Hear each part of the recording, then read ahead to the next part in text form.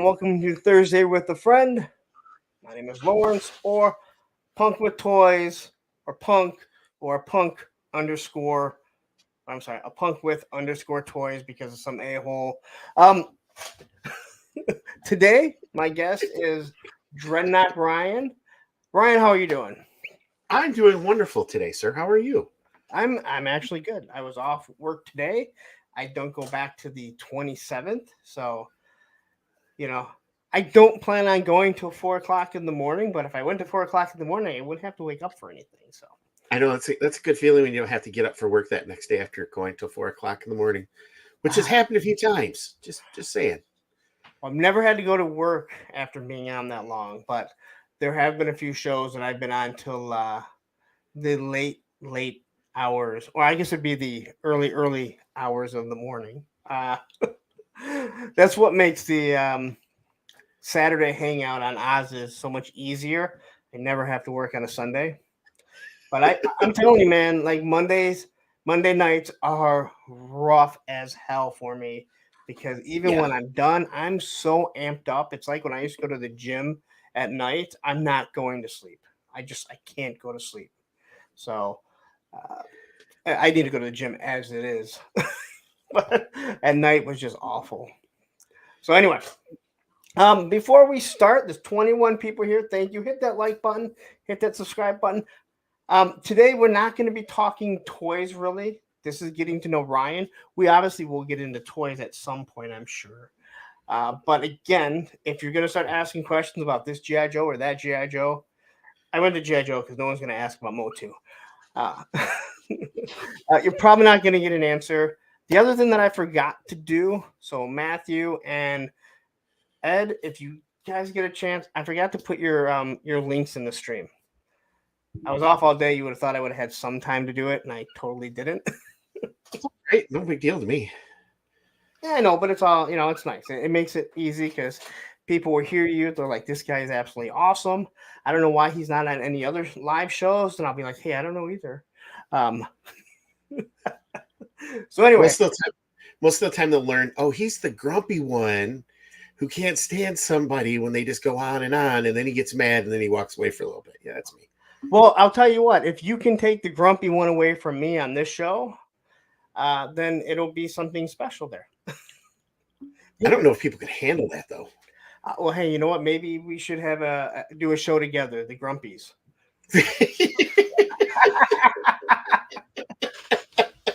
Oh shit! What was that?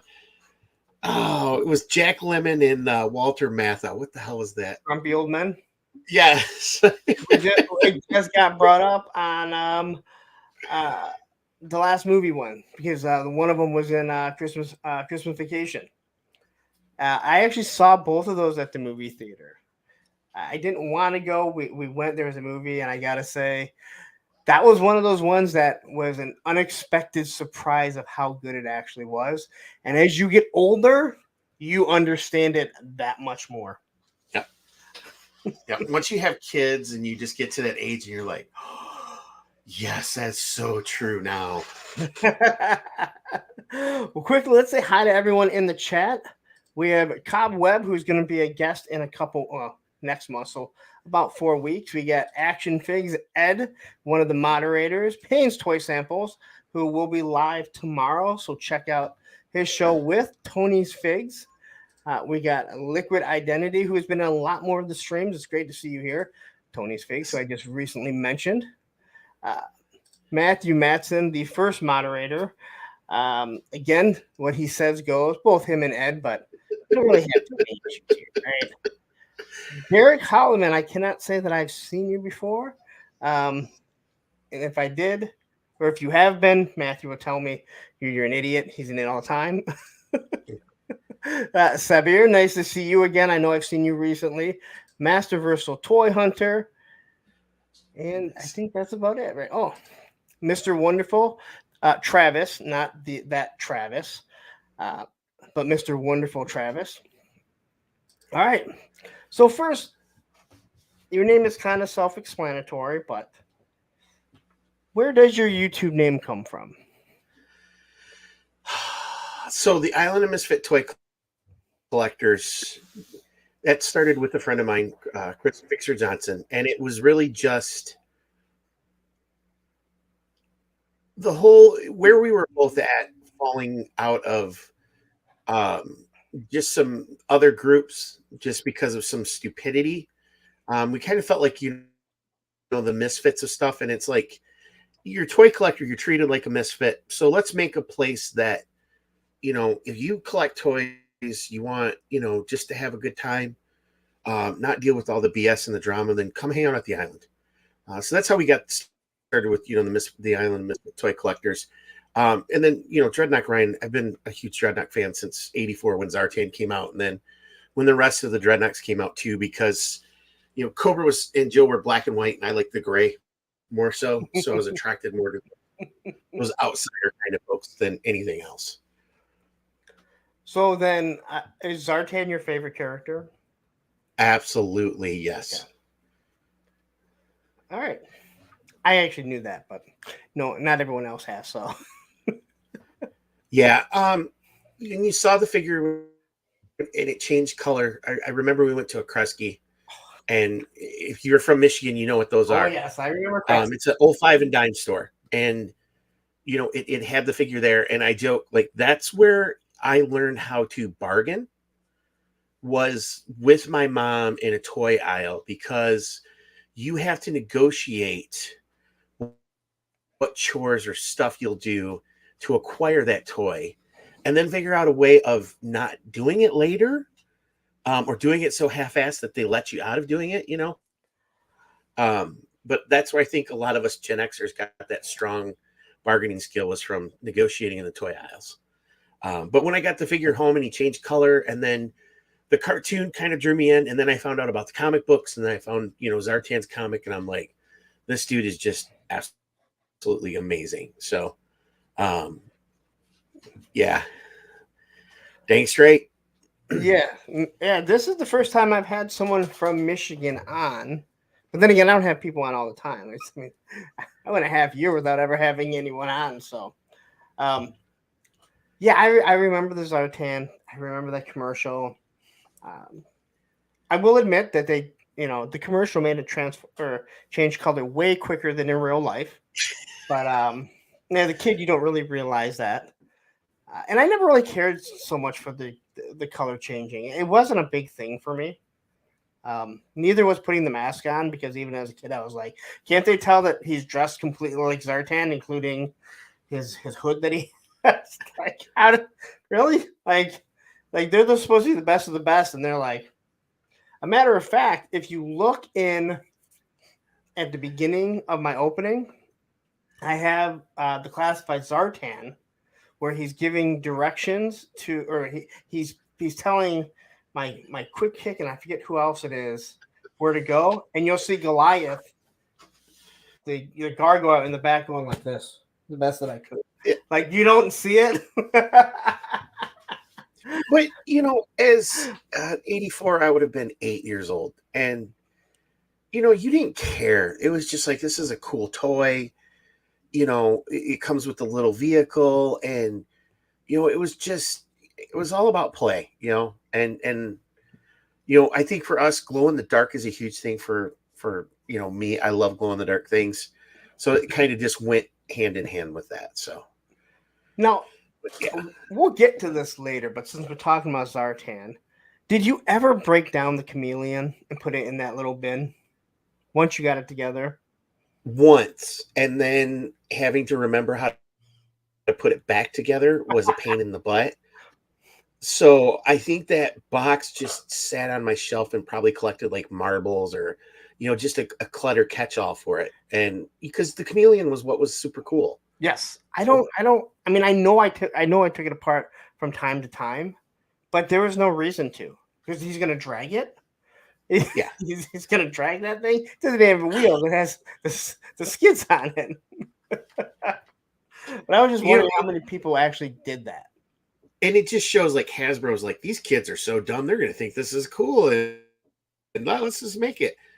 But, I mean, that swamp skier playing with it in the bathtub, because back in those days, not everybody had showers. So you took a bath and you played with your toys. And it was an awesome toy to have in there.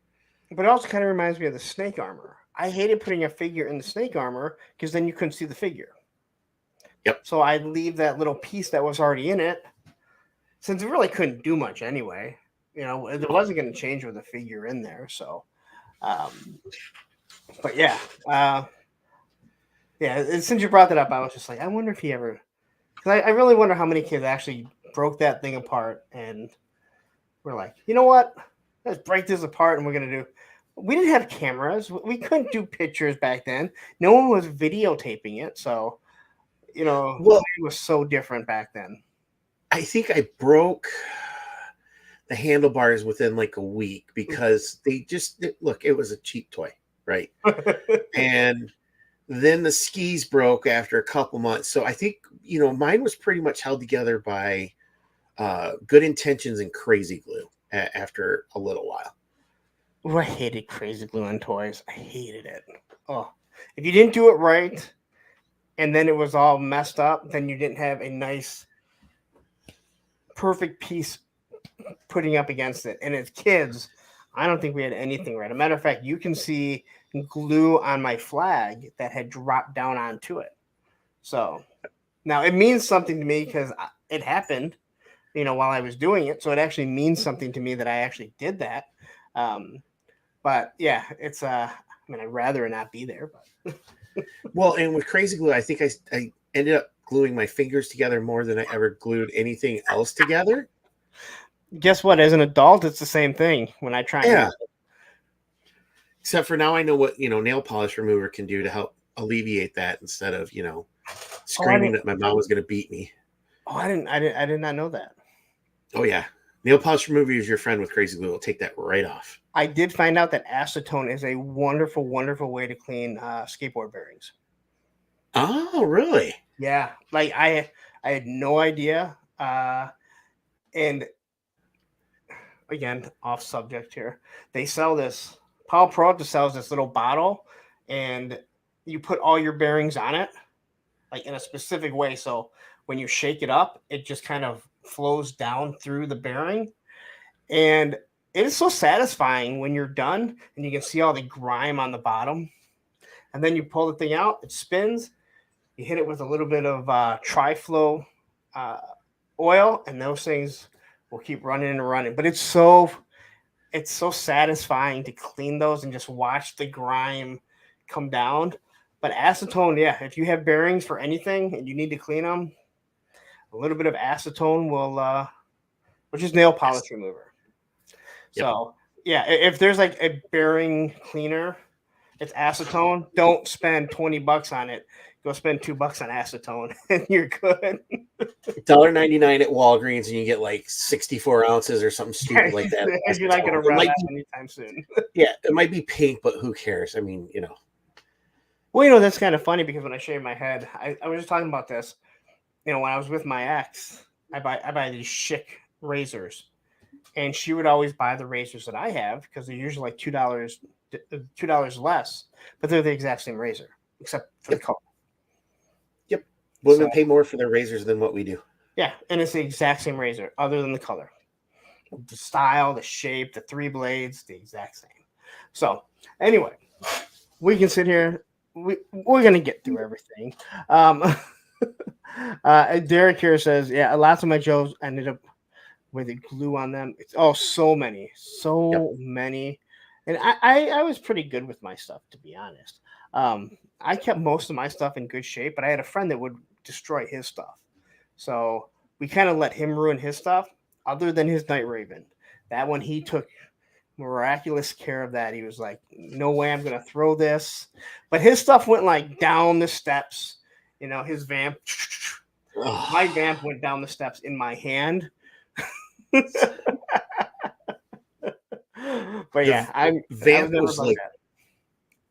was one of the first Joe vehicles I got. I remember like my birthday, I got the hang gliders, and those I think lasted like maybe 3 hours. And then it was like, oh, we're gonna have to glue all this together because they don't fly. They don't do what they do on the commercial. So I'm just gonna hold them, but there's no tail wings anymore. I remember getting the Vamp, and that was awesome with the little jerry cans in the back. And then I got the Dragonfly, and that was like mind blown on that. So let's let's start at the beginning, and we'll get into that because I'm trying to figure out your timeline now. So, do you mind me asking how old you are? 47. I was born in 1976. Okay, so you're just a little bit younger than me. Hmm. So, you were born in Michigan? Yes, Flint, Michigan. Flint. Now, that was back when you could drink the water, correct? Yes, yes. All right. Hold on. One second. Let me yell for someone here.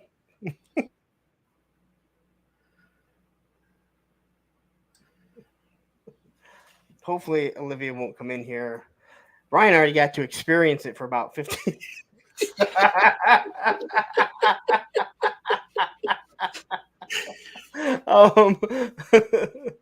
um, so were your parents together? Do you have siblings at all? I have a sister that's 12 years younger than me. Oh, wow. My parents, yes, they didn't divorce till I was older, Okay. like 18. But I was lucky. I was really the only grandchild on my dad's side for, God, 8 or 9 years. And then on my mom's side, my cousins moved down to Ann Arbor. We were pretty young, so I was pretty much the only grandkid. I got spoiled by my grandparents. Well, that's good. Yeah, and mom and dad too. I lived on a highway, so I didn't have like a neighborhood that I could go and play on because it was a 4-lane highway right across, like in my front yard. So toys were a big part, and then when you'd have friends over on the weekend and stuff, and you guys could, play toys. So I was left, I was a latchkey kid too. Plus, dad worked third shifts, so I would get home from school and I would have to wait till mom gets home. So I'd have like 3 or 4 hours of just doing what the hell I wanted to. Did your dad work in the auto industry? He worked for Consumers Power. So Okay. you guys, I think, have Detroit Edison down by you, but it's Consumer Energy. Yep. Yeah. So he's a master mechanic. So that's what he did. But the majority of my friends, yes, their dads worked or moms worked for GM. Oh, wow.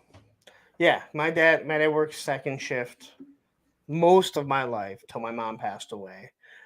So I don't. I mean, I'm wondering, and the reason why I ask is I'm not sure if other people really know what like first, second, third shift are. There's a lot of third shifters, especially when the auto industry was booming.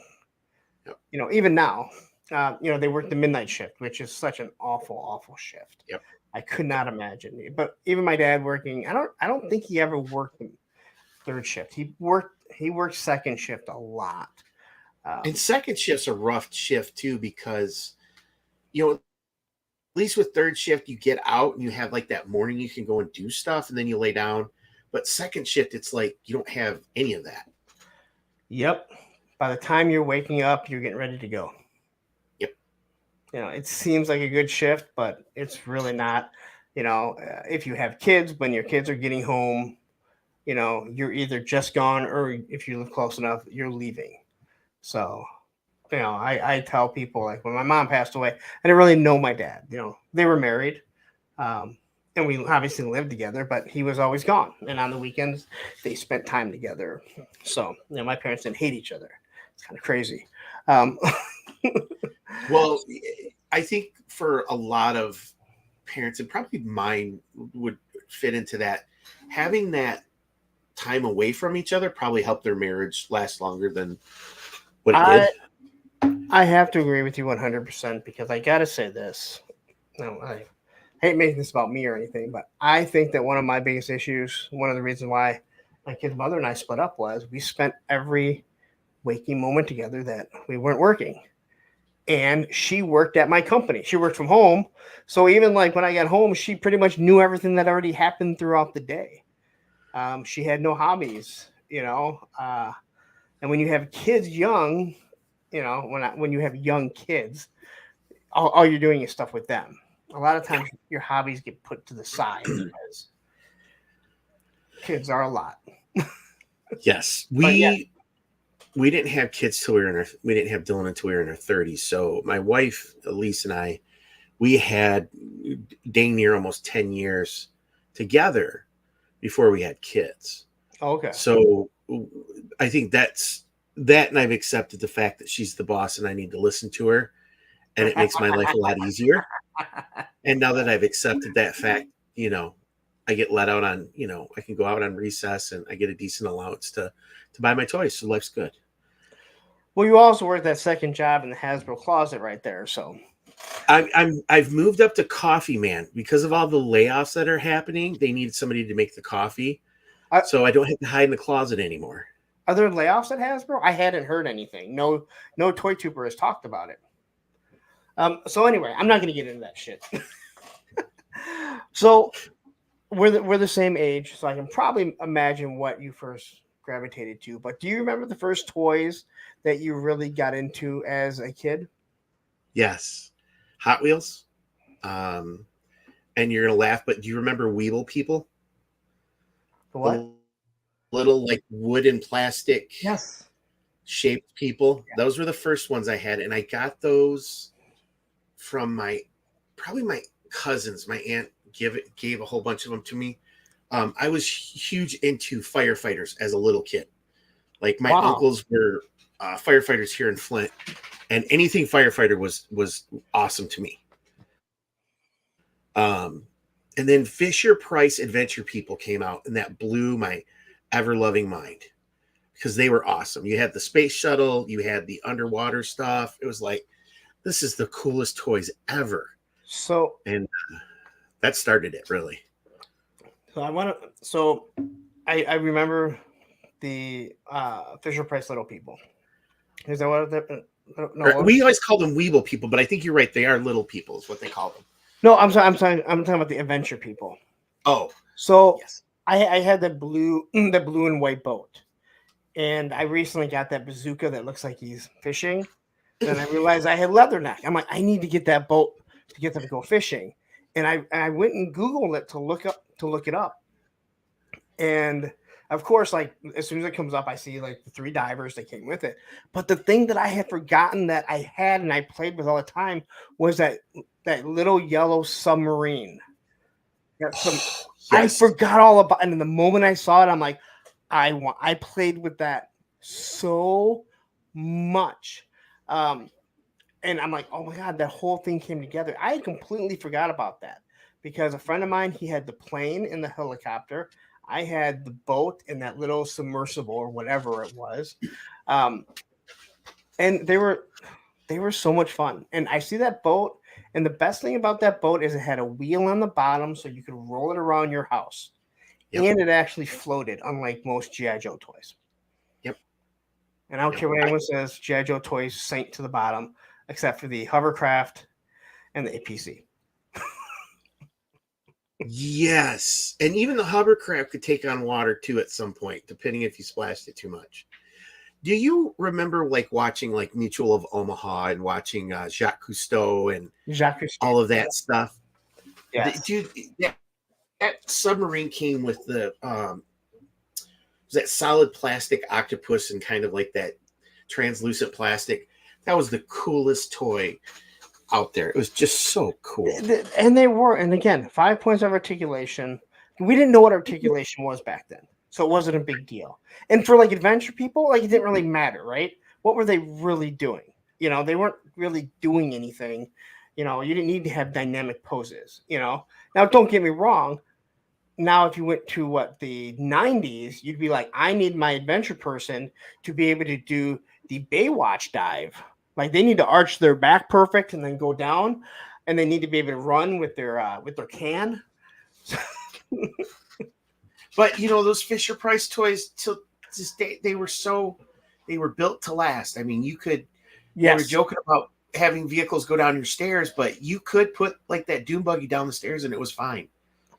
Yeah, I when I hear people talk about those, and I think back to how useful, how utilized they were with the G.I. Joes that I used, I look back and it's like I wish I had more because they were just really nice, solid toys. They're kind of like the not Playmobil, the Playscapes, all the plastic Playscapes and the plastic I can't think of what. A lot of them are made here in Michigan. They're all made in USA. Like, you know what I'm talking about? For like your kids, for little kids, plastic. Oh, the playhouses and stuff. Yeah, Rubbermaid. Like that Yes. stuff lasts. A matter of fact, Yes. we bought a whole playscape off um uh what is it called? A daycare that went out of business for like $75. It went through both the kids. It sat back there till I want to say maybe last year or the year before. And guy I worked with, he just had a kid. He had another one on the way, and I'm like, "Do you want this?" And we have some box trucks, and he's like, "Yeah."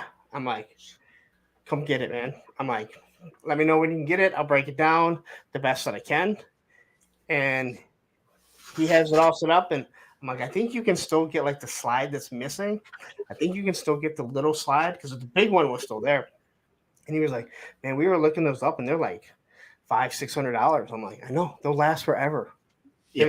And you know what? They have a limited amount of time for your kids to play on. So, Yeah. it was fun for Roman to run through it. I found that fun, but he didn't do it that much unless we made him. So, But um, those are the type of things where it's like you pass as kids, passing them on to the next generation. It just helps them, yeah, keep those things special, which is, what's awesome. yeah, yeah. Again, like passing on toys today is way different than it's way different back then than what it is today. Yeah. Because now you're always worried if it's going to be worth money. I mean, when my ex and I split up, I said, "You do not get rid of any of their stuff till I look at it." And even a lot of the stuff I just kept, I put in bins because down the road, when they're adults, they may look back and ask about it, and I'd be like, "I still have that stuff," and it may be something they want to collect, something they want to get into, and I'm just like, "All right, let's do this," So I've kept a lot of stuff. There is more than just GI Joe in my house, believe it or not, a lot more. Well, my son, he collects wrestling figures. So, and my wife collects Living Dead dolls. So we're a family of collectors. Um, so he has more wrestling figures than I have Joe's, and I'm okay with that. But he's been collecting, since he's 3, and he's 17 now. So Does he collect any of the old stuff, like the old rubber figures that were weapons? no, I refuse those. Growing up, I had I had a buddy who had an older sister, and she would use those LJN figures as weapons. I think some of the problems he has today is because he got hit in the head so many times with those damn figures when she just throw them at him. I mean, they were home defense and toys all in one. We were at Sergeant Red's a couple weeks ago, and there was one on the counter, and I said to Olivia, I'm like, this is what the wrestling figure was. It was also a weapon. All right, like it's one of those things where, like, if someone broke in your house and you're looking at a shotgun, you're looking at a pistol, you're looking at a samurai sword, and you're like, LGN wrestling figure. All right. Oh, and I have like a box full of them. Of course, I can't carry the box because they're so heavy. But like those things would take someone out. Well, and they gave you a wrestling ring, which turned them into a slingshot. So you'd hold the front of the ring down and you'd pull them back as far as you can, and then you'd let them fly. And it was like almost a game of dare. Like, am I going to get hit? Am I not? And the worst thing about them is they were rubber, so they were never going to leave a mark on you. Right. So there's like they'd make that flap sound when they would hit you. It's like, smacking beef or something. It's just horrid. It was like the icicle in Christmas Vacation that went through the window. It went through, it did all the damage, but then it melted, so there was no sign of what it was. That's what these things were. Yes. Like there was no mark. And it's like, there's no mark on you. How did I know it hit you? It's like, oh my God. And of course your parents would grab it and they'd be like, this is rubber, it can't hurt you. And it's like, yeah, swing that thing. All right. So you get into adventure people or little people and stuff. What was the next toy that you started? Do you remember what? Star Wars seemed to be the next toy that I remember, but it was also Super Friends.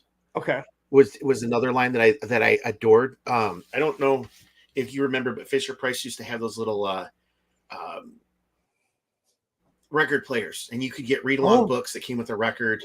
I remember Dude, those. those like, and mine was Batman, Green Lantern, maybe Hawkman, Aquaman. Those were like my OGs that I just absolutely adored. And when the Super Friends line came out, I'm like, oh, Batman, Robin, Joker, Penguin, the Batmobile, and then a couple other figures, and those were just dope as hell to me. And Super Friends was on, I think Hanna-Barbera had that cartoon, Yeah. so that was fun to watch. I like those better. Star Wars was like kind of in and then out, and then GI Joe came out, and I'm like mind blown. Like this is what I really like. I had family that was in the military. My grandfather was in the 101st during World War II. My dad and his brothers played with the old style GI Joes, so I remember going over to their house and playing with the Joes and dressing them up, then having the weapons, and then when GI Joe came out in my scale and my size, I just knew I had to start collecting those. Yeah, I mean, I think most of the people, other than some of the foreign YouTubers that I've spoken to, uh, it was Star Wars too. But like when I spoke to like usual Mike, he was collecting Star Wars, but he hadn't seen the movies. Yeah. And I remember having the conversation. I'm like, that seems like it was better because for me, I always had a hard time playing Star Wars because I had to play the exact movie out. Like you couldn't really veer off too much. And with him not having or seen the movie, he didn't know what it was. He didn't know what everything was. And I'm like, that just seems like would be so much more fun. But with like GI Joe, Super Friends, anything like that, like there's all these different stories. But for Star Wars, for some reason, it was like this was the story. That's the end. Like they didn't do anything else. And New Hope came out like 77, I think. And it played for a year. So I think Empire was like the first. I think we might have seen it like at a drive-in or something. But it was so popular. I think that's where my mom was like, oh, let's get them all this stuff for Christmas because this is what's popular. And the Snowspeeder was awesome. Snowspeeder was awesome. The Millennium Falcon was my favorite. The landing gear for a handle was just the chef's kiss. Genius idea. But they also did the same thing with the Star Destroyer, which I didn't realize was a Star Destroyer till years later. I had the AT-ST, the big walking thing. I had an X-Wing. I had a few, but it's the 5 points of articulation. It's like what you said. You didn't have the adventures besides the movie. Yeah. And when you're seeing, like, I think Mego came out with like Chips figures, and I remember seeing those at like Kresge or something, or Dukes of Hazzard was another big thing as a kid. And they had their arms would bend, and the vehicles were janky as hell, but it didn't matter. You know what's funny? The Dukes of Hazzard, they had 5 POA and O-rings in their line, which is very odd when you look back at it. I remember the Ertel, which was like the Hot Wheels versions of them, and we would go over to my grandparents' house because I think they were on like a Friday night or something. And if my cousins, this was probably before they moved, but that was the show that we would watch with my grandpa. And then Saturday morning we'd go outside, and they had like a gravel driveway, so you could like cut your tracks out, and you play the episode that you watched the night before.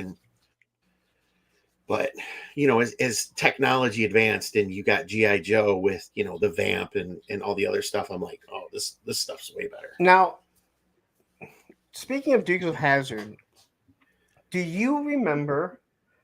And I don't know if it was the big plastic Dukes of Hazzard and the police car. They were probably about this big, solid plastic, just rolled forever. You could roll on anything. You could smash them. Do you remember those? Yes. Yeah, like when you I said that. remember seeing the commercials for those, and I think they had them at like Toys R Us. But back in the day, the only time you went to Toys R Us was for your birthday, if you were lucky. Oh, I went all the time.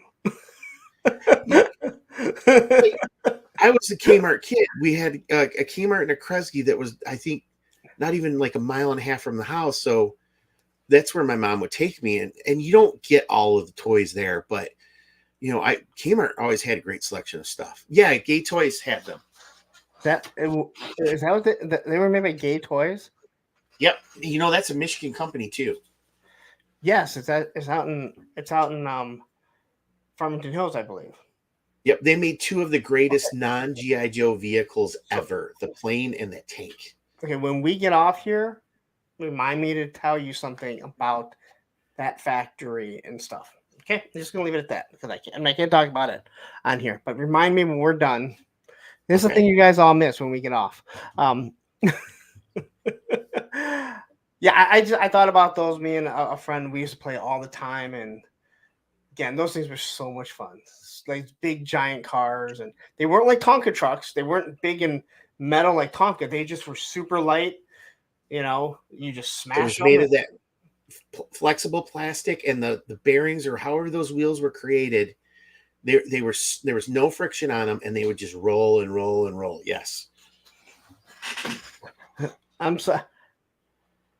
Fatrin, I just can't. All right, I just can't. But maybe one day you can come on and I can tell you afterwards. And I want to mention this: the whole Kmart thing. I don't know how your Kmart was, but we had a Kmart down the street. It's just still abandoned. But they had we would go there, I think usually on Saturdays. Yep. And I would go to the toy section by myself. Yep. Until Adam, the whole Adam story came out. But they had a cafeteria in the back. Yes. So we would go there, shop, go eat lunch at the cafeteria, and then finish shopping. Like It was a day event to go to Kmart. And I just remember the cafeteria had the greatest chicken, like fried chicken. Like that's what I remember. And it's just like, what the hell? Like, I would love to bring that stuff back because that's when like families actually went and did stuff together. I mean, it sounds stupid. I've said before, going shopping was a big deal because, and this is the old person putting his hat on, but in Flint, for the longest time, all of our shopping was in downtown Flint. So people would get dressed up to go shopping. Yeah. And as stuff moved to like the malls and different things like that, that changed to more of the not as many as I wish I did. Very few. Very few. But like Kmart was our working class department store. And just like you, mom would go shopping because they had everything but groceries. I could go to the toy section and I could spend an hour there waiting for her to come back. And you would take the toys that you'd want and set them down and like figure out how much you were going to ask for. And then you'd be like, what? And you'd go and get your hot dog or your grilled cheese or whatever the hell it was at that. It was like a cafeteria, like a school cafeteria. It was the coolest, 70s thing you could ever imagine. You get your tray out and you put on the 3 bars and you walk down. Yes. Always had to get the Jello. Always had to get the little bowl of Jello. Yep.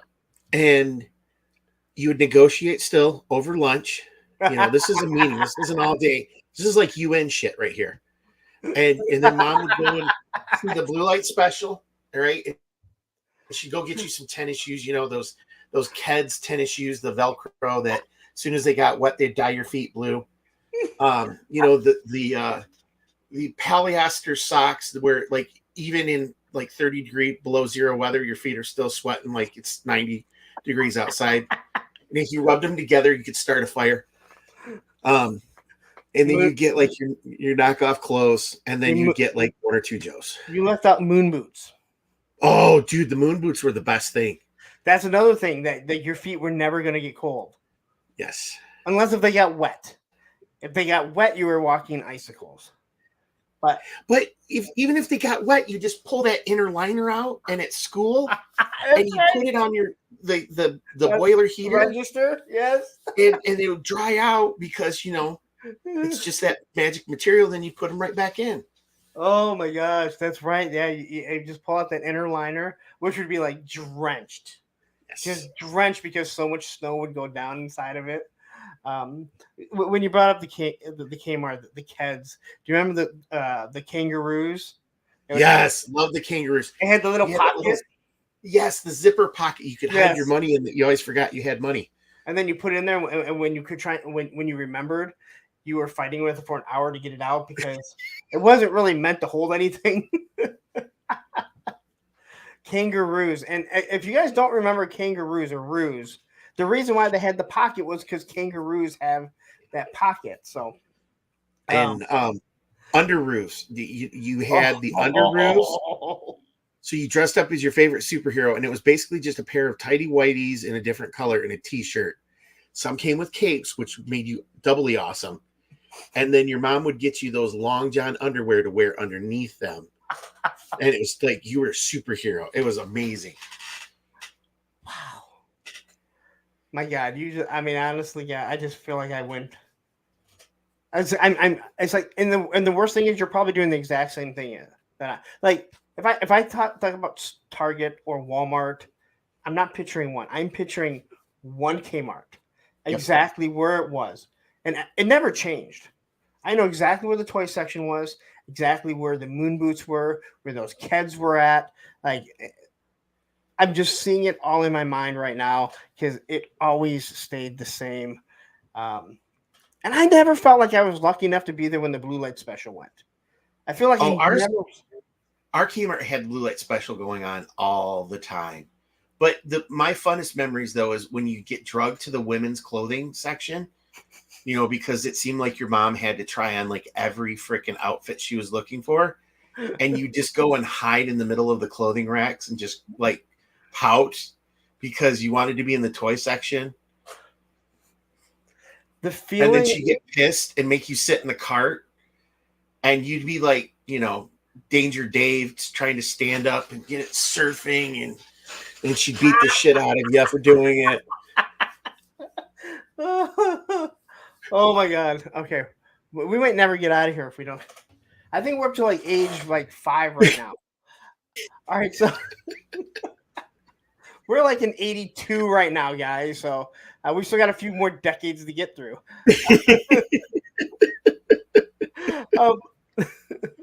But hey, neither one of us need to work tomorrow. I have to work tomorrow. So, but Kmart was one of those magical stores. It was, Toys R Us was Toys R Us, right? It was just like, but Kmart was, it was like white trash heaven for me. It was just, they had like stupid shit that you didn't need. Yeah. And they had everything, and it was just an adventure going through those stores. But not like Walmart is. Like, there's nothing special about Walmart. But there's something. Walmart is a shit. It's a shit storm. Walmart is just a shit storm. And when you'd go in, Kmart had an ambience about it. It did. It did. And I remember when they changed it to Big K, and I'm like, no, it's Kmart. It's Kmart. Like, you can call it whatever you want. It's Kmart.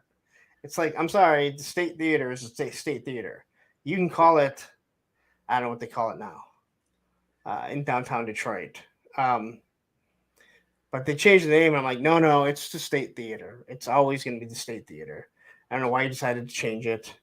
It's in the Rancid video, State Theater. Oh, yeah, look, they're in Detroit. So, yep. So Star Wars comes. G.I. Joe's right after. Now, are there other things other than G.I. Joe that you gravitated towards? I had Tonkas. I think all of us did as kids. Those death compartment type. Take you out because you trip over them or fall on them, and stab yourself. But G.I. Joe there's so much of it, and it was at a great price point, and because they had the smaller vehicles and stuff that we could afford as a family, I really gravitated more towards that because my mom was more apt to let me buy that. Army Men, Little Green Army Men, I was always into. So much fun. I know Yeah, we're talking. but like parachutes. We were talking about the adventure people.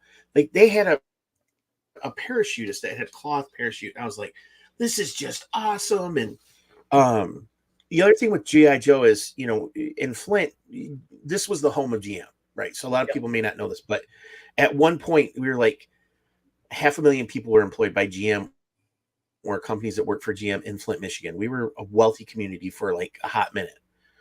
And we had air shows. And so we'd get like the F-14s or you'd get the Blue Angels. And we lived close enough to the airport.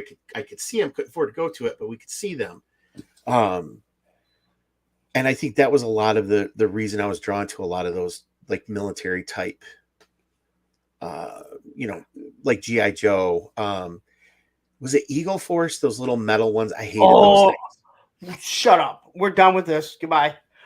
I loved Eagle Force. The little gold medal. Those things were weapons too, man. I know, but I lost every freaking single one that I got. It would like just fucking disappear. I mean, I lose the guns within an hour. They had that awesome. Their arm was bent like this. Yes. The one that came with the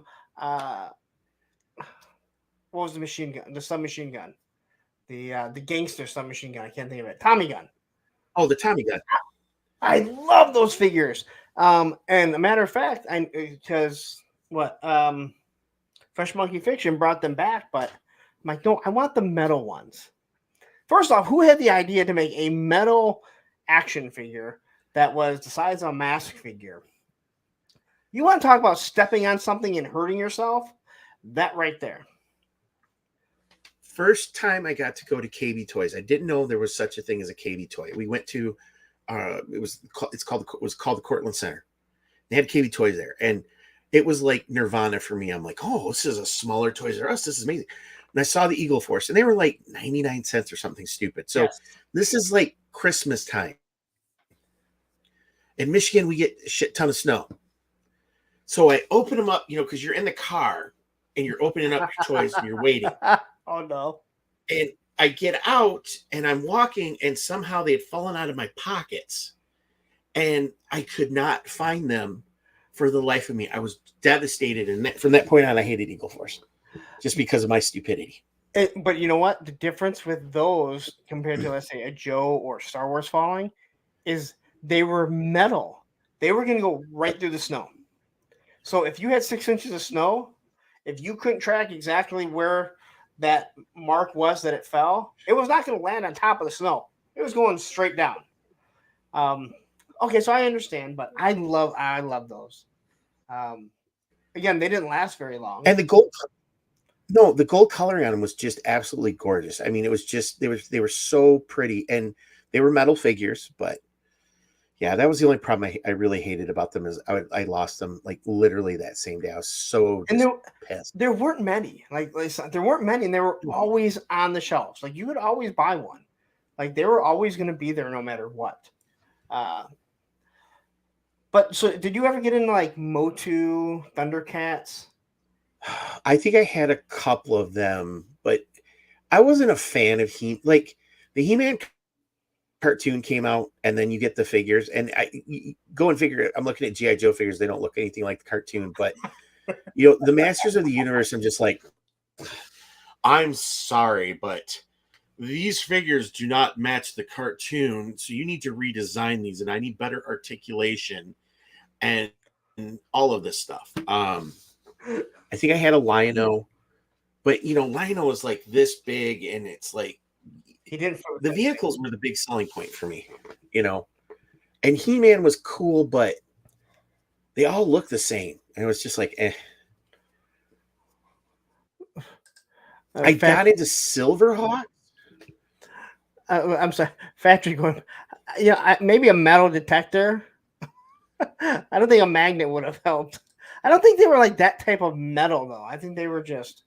No, they were probably lead. Yeah, they were probably lead. Probably why they got pulled. Like, all right, if we can't have lead paint, you can't have kids chewing on these damn things.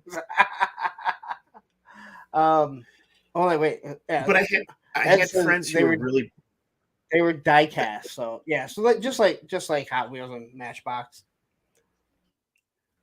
but at my age, it's like the only magnets I had were on the refrigerator, and you're trying to go out in the snow with the little Care Bear magnet and trying to hold it over to catch your figures. It's, They can't.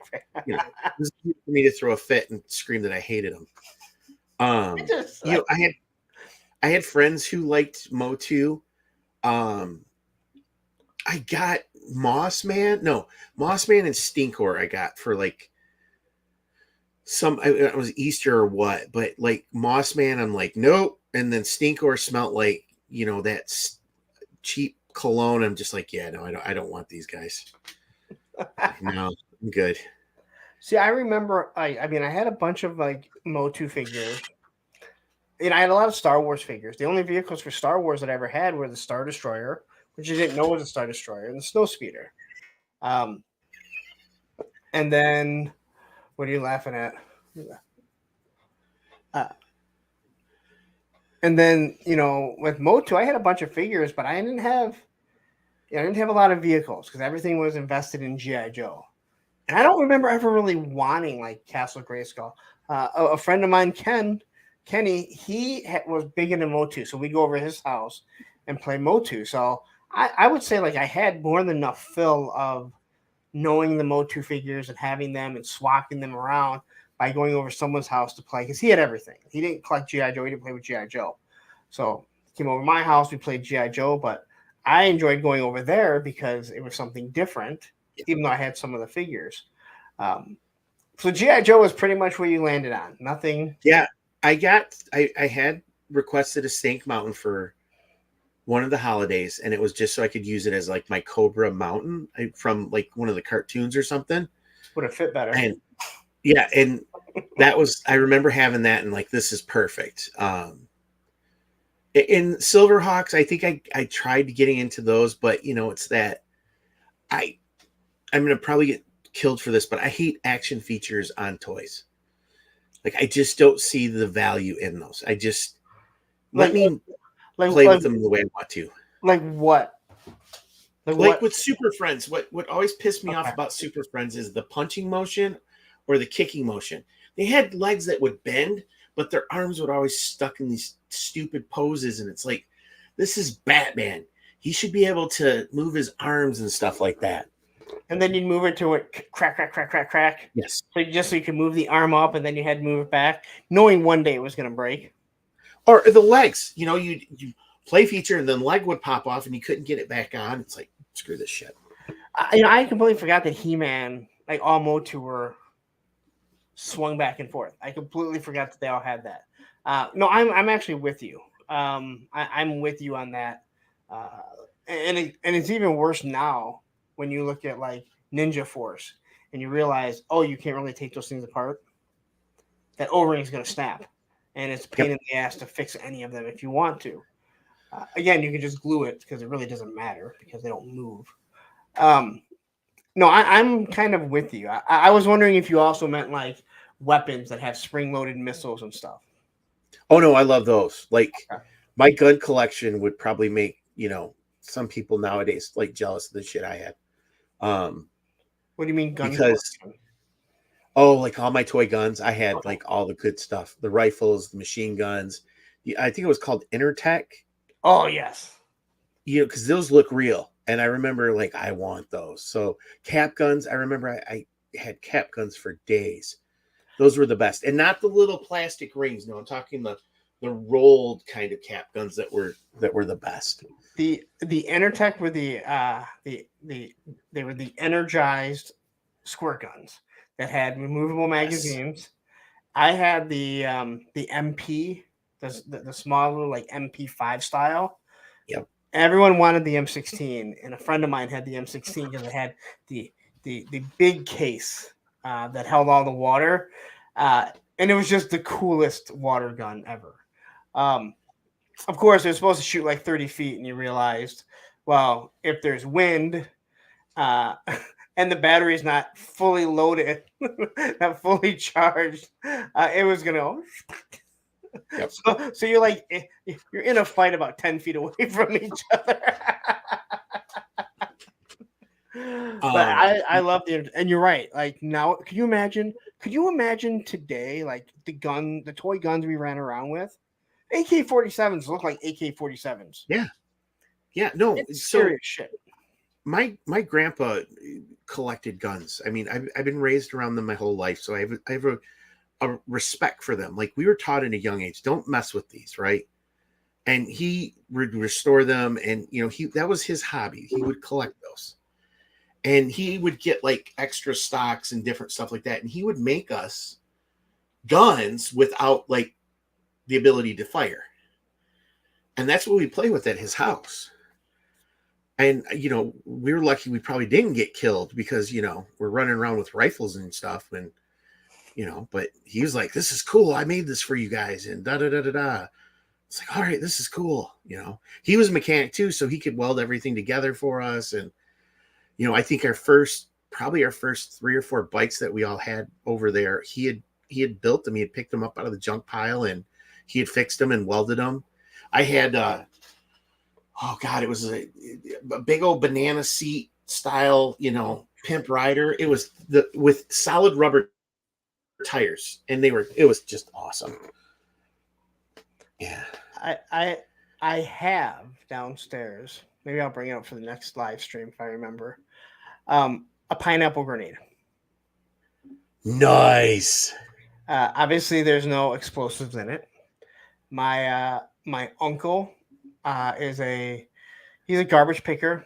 He's in a motorcycle gang.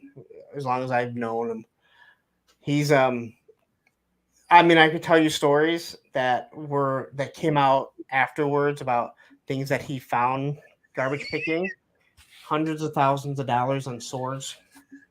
That I found out through another cousin the whole story. When I talked to my dad about it, he's like, "Yep, that's exactly what happened."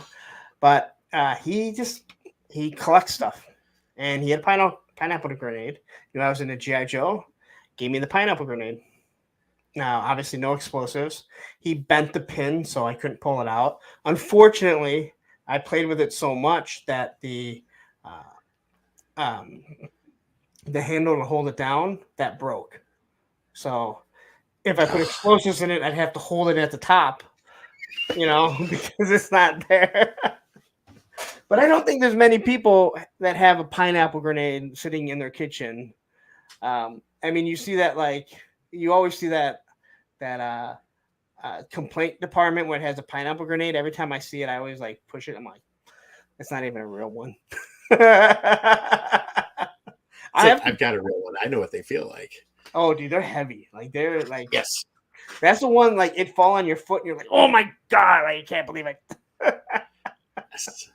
I'll have to remember to bring it up because I know exactly where it's at. It's one of those things. It's it's just cool. It's like I have a pineapple grenade. Dude, we used to have bows and arrows that were not the suction cups on the end of the arrows. I mean, we would shoot each other with that stuff. I mean, we were Gen X was we were just animals. And we'd get sent outside and go play. Just don't kill each other. That was it. I got kicked out of a convenience store by my house as a kid for taking a toy M16. Probably get shot by the clerk these days. So I'll tell you guys a quick story. I always have stories. So I used to have this toy gun, right?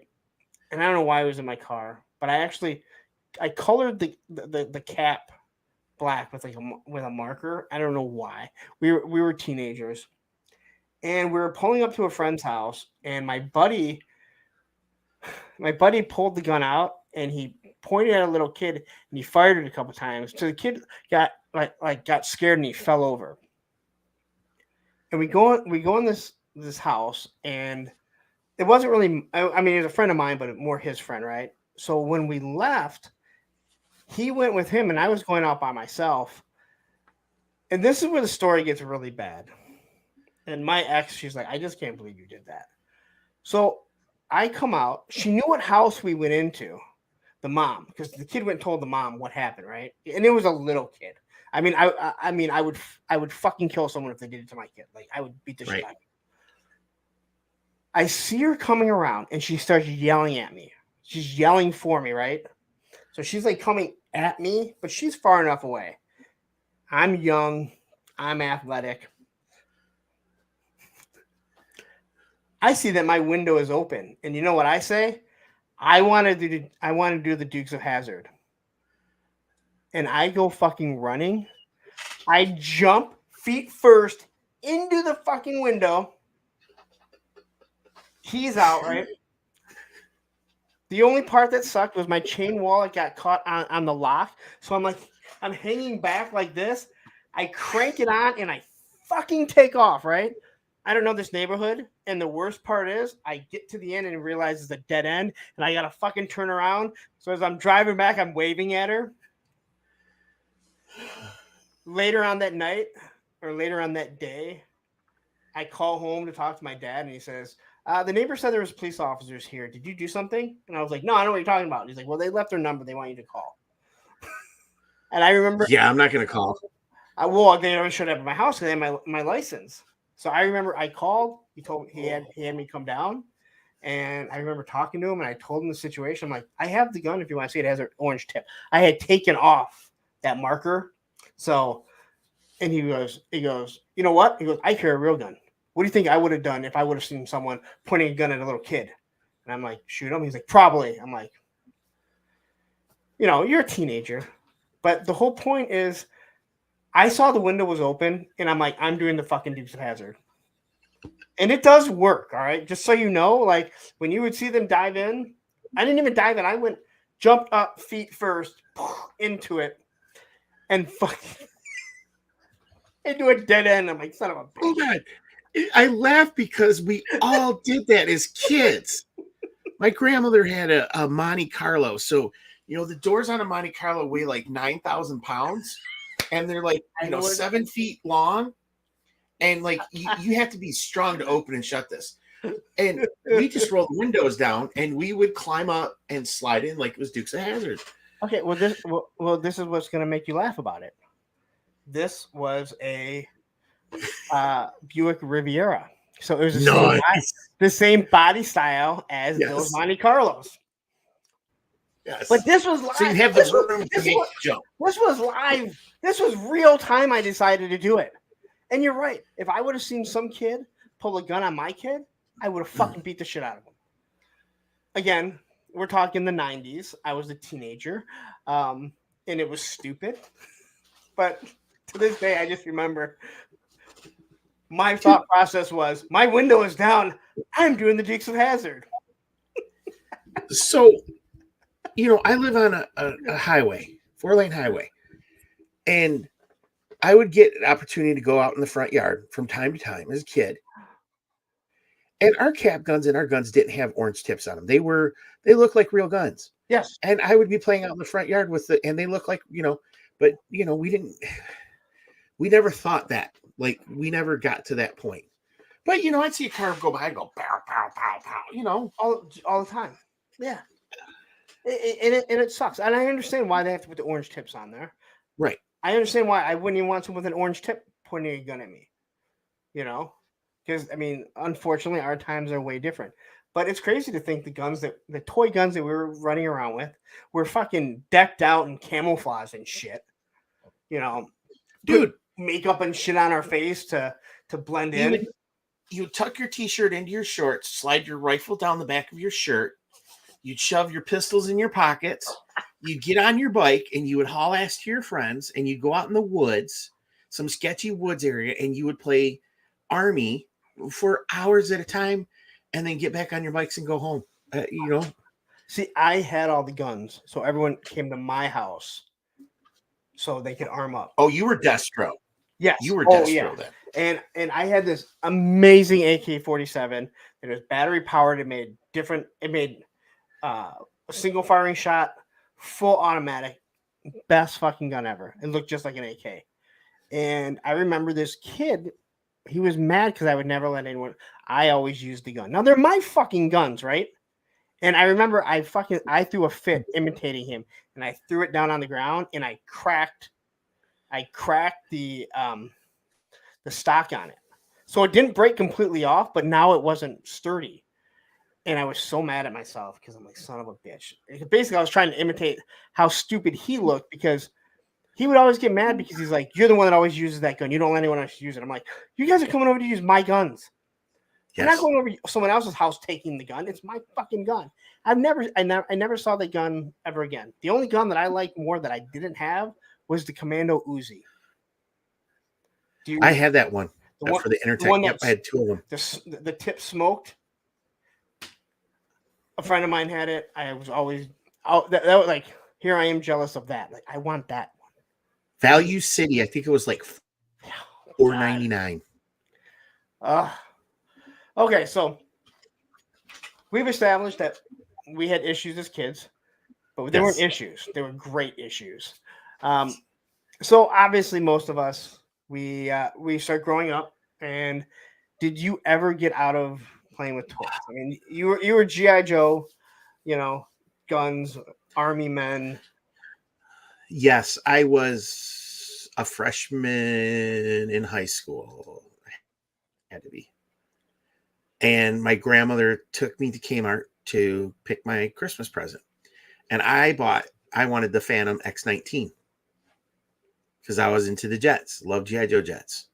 And I got that for Christmas. And my mom looked at me and she's like, you are too old to still be playing with toys. You need to give up your toys. Ooh. And I'm like crestfallen, heartbroken, whatever you want to say. I'm like, but, and my cousin was a junior. Maybe I was 8th grade, but he was like a junior, and he's like watching me put this plane together and stuff. And he's like, that thing is so freaking cool. And, and I could just see him like, I wish I got that for Christmas. And I'm like, you got sweaters and clothes and cologne. I'm like, my life is so much better with toys. But my parents, my mom, like, you've got to grow up. So they put a lot of my stuff away. And then you start, like, I think I started collecting like baseball cards and stuff like that, and just wasn't the same. So let's go back a little bit. Just because you said baseball cards, did you ever collect the Topps books that had the stickers, the baseball books? And never once did I ever get one season that was fully complete. But baseball was the only one I remember collecting. And then you get the gold foil one, and you're like, yes. I love those books. Are so fun. Do you remember when Dairy Queen had the batter's helmets? Yes.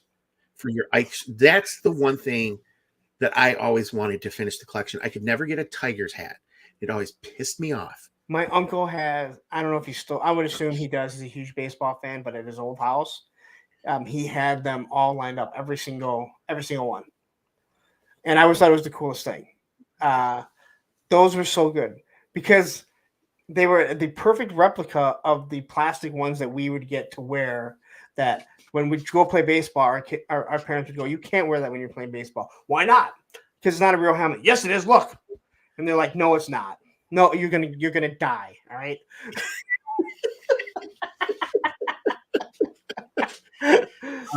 But the little ones, you're right, with the ice cream, they were like the perfect replica of that. And they were so flipping cool. Oh man. See, I want those right now.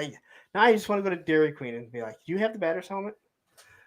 Yeah. What? Or the other thing I love to collect, where it was stupid, but I think it was like maybe Taco Bell. They all had them, but the glasses. You remember the commemorative glasses for movies and stuff? Yes.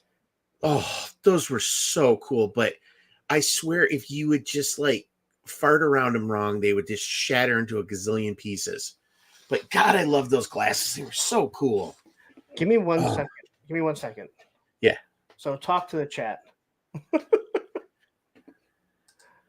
BB guns too. Yes, Ray. Absolutely.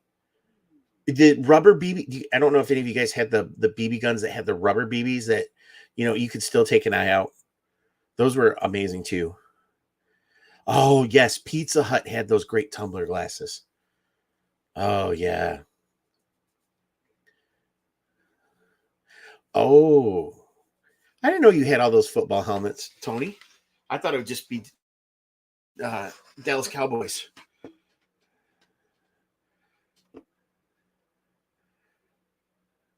Oh, the quarter machines. Oh, those were great too. You'd get those really janky rings and stuff out of them, or the like the skeletons and different stuff. But the football helmets were great too. Yeah. Oh, shooting your green eye. I don't know if any of you guys were delinquent enough to do the old magnifying glass to your argument to torture them, but yeah, I did that too. And the ants. Yeah. Oh, So this so jealous. sat at my grandmother's house. I don't know why she kept it. She had little trinkets she would keep. And when she passed away, I told my dad, I'm like, I want that. He goes, go take it. But you're right. This is like, I had to go grab it. And I'm like, oh my God, I better not drop it. Yeah, because I mean they would just chip easy. There, it's a cheap glass. I mean, I get it. Yes. It's a giveaway for a fast food, but they were just it was so cool, some of that merchandising that you would see for the movies. Yeah, that one actually just sits up. I don't even have it displayed. It sits in the back corner. But yeah, that was, I think this was Burger King. It's a Pepsi product, so couldn't have been McDonald's. But I remember, everyone remembers the Return of the Jedi. Yeah. But it just always sat there. Not like my grandmother was like a superhero fan or anything, but I was like, Dad, I want that. And he's like, just go grab it. She passed away, and people were taking things that meant stuff to her or meant stuff to them. And that was the one thing that I wanted. It's a little Superman glass, but I'm scared to like use it at all. But I used to love all those glasses. They sell the Coke ones that were so top heavy. Yep. I got a couple of those, and those ones are cheap too. They're gonna break, if you drink out of them too much. But I love that you brought that up. Oh, there it is, right past that. You're right. They were Pizza Hut ones. Yep. Yes. And right there, Pizza Hut. For us, we had Little Caesars up here, which had that sit down restaurant. But like our going to a pizzeria, you'd go in there and you'd pick up the pizza, or you'd sit down and they had an arcade, and you'd blow like $10 in no time and just stupid games. But damn, those, yeah, I had a great childhood. There's no doubt about it. We might not have had everything, but we had what we needed. So, I never looked at the things we didn't have as a kid. I never thought like, oh my God, and I was spoiled for the most part. I mean, I don't know. Have you ever heard the story about the aircraft carrier and 8 shipwreck? If I've ever told it, I don't know if I've ever told that story. No, I mean, I wonder how many people really get mad when I bring that up now, because I know there's people that start rolling their eyes like, all right, I'm tired of hearing that, but you're gonna hear it the rest of your life, or you're gonna hear it as long as I'm on. It's gonna be rough. Wait, with the amount of Joes that came out, and if you were a Joe collector, like you getting 8 shipwrecks, you're like, that could have been 7 other Joe figures that I don't have. No. It could have been 8 because I already had shipwreck. Oh, okay. 8 other figures I didn't already have. Yes, that's what my thinking was the whole time. The only thing that would probably made it worse for you if it was Cobra Law 3-packs that you got 8 of. So just saying. But understand, when I got the shipwrecks, I know people have heard the story. I hadn't got the aircraft carrier yet. That's what my mom was so mad about. That I was supposed to see the aircraft carrier first, then get those. She figured I was going to figure it out. And I never did. I just remember after opening that last pack of 2, I'm looking at 8. I'm like, I already have 1. And the look on my mom and my dad was like, you fucked up. My mom didn't say fuck. It was like Superman just burning a hole through someone. But I'm not going to get into the story again. But yeah, I got them first. So it would have made sense afterwards, or maybe if they were like stacked on top of it. But yeah. So I'm sorry, but as a dad now, it's awesome. That's the funniest shit to me. To knowing that your dad was just trolling your ass that whole time. I remember maybe not on purpose, but damn, that's a good one. Oh, I specifically remember him saying, "Well, you need sailors for it." and he was in the Navy, so he looked at it as you need sailors. I looked at it as why do I have 9 fucking parrots now, and nine flint shooter guns, whatever the hell they're called, you know.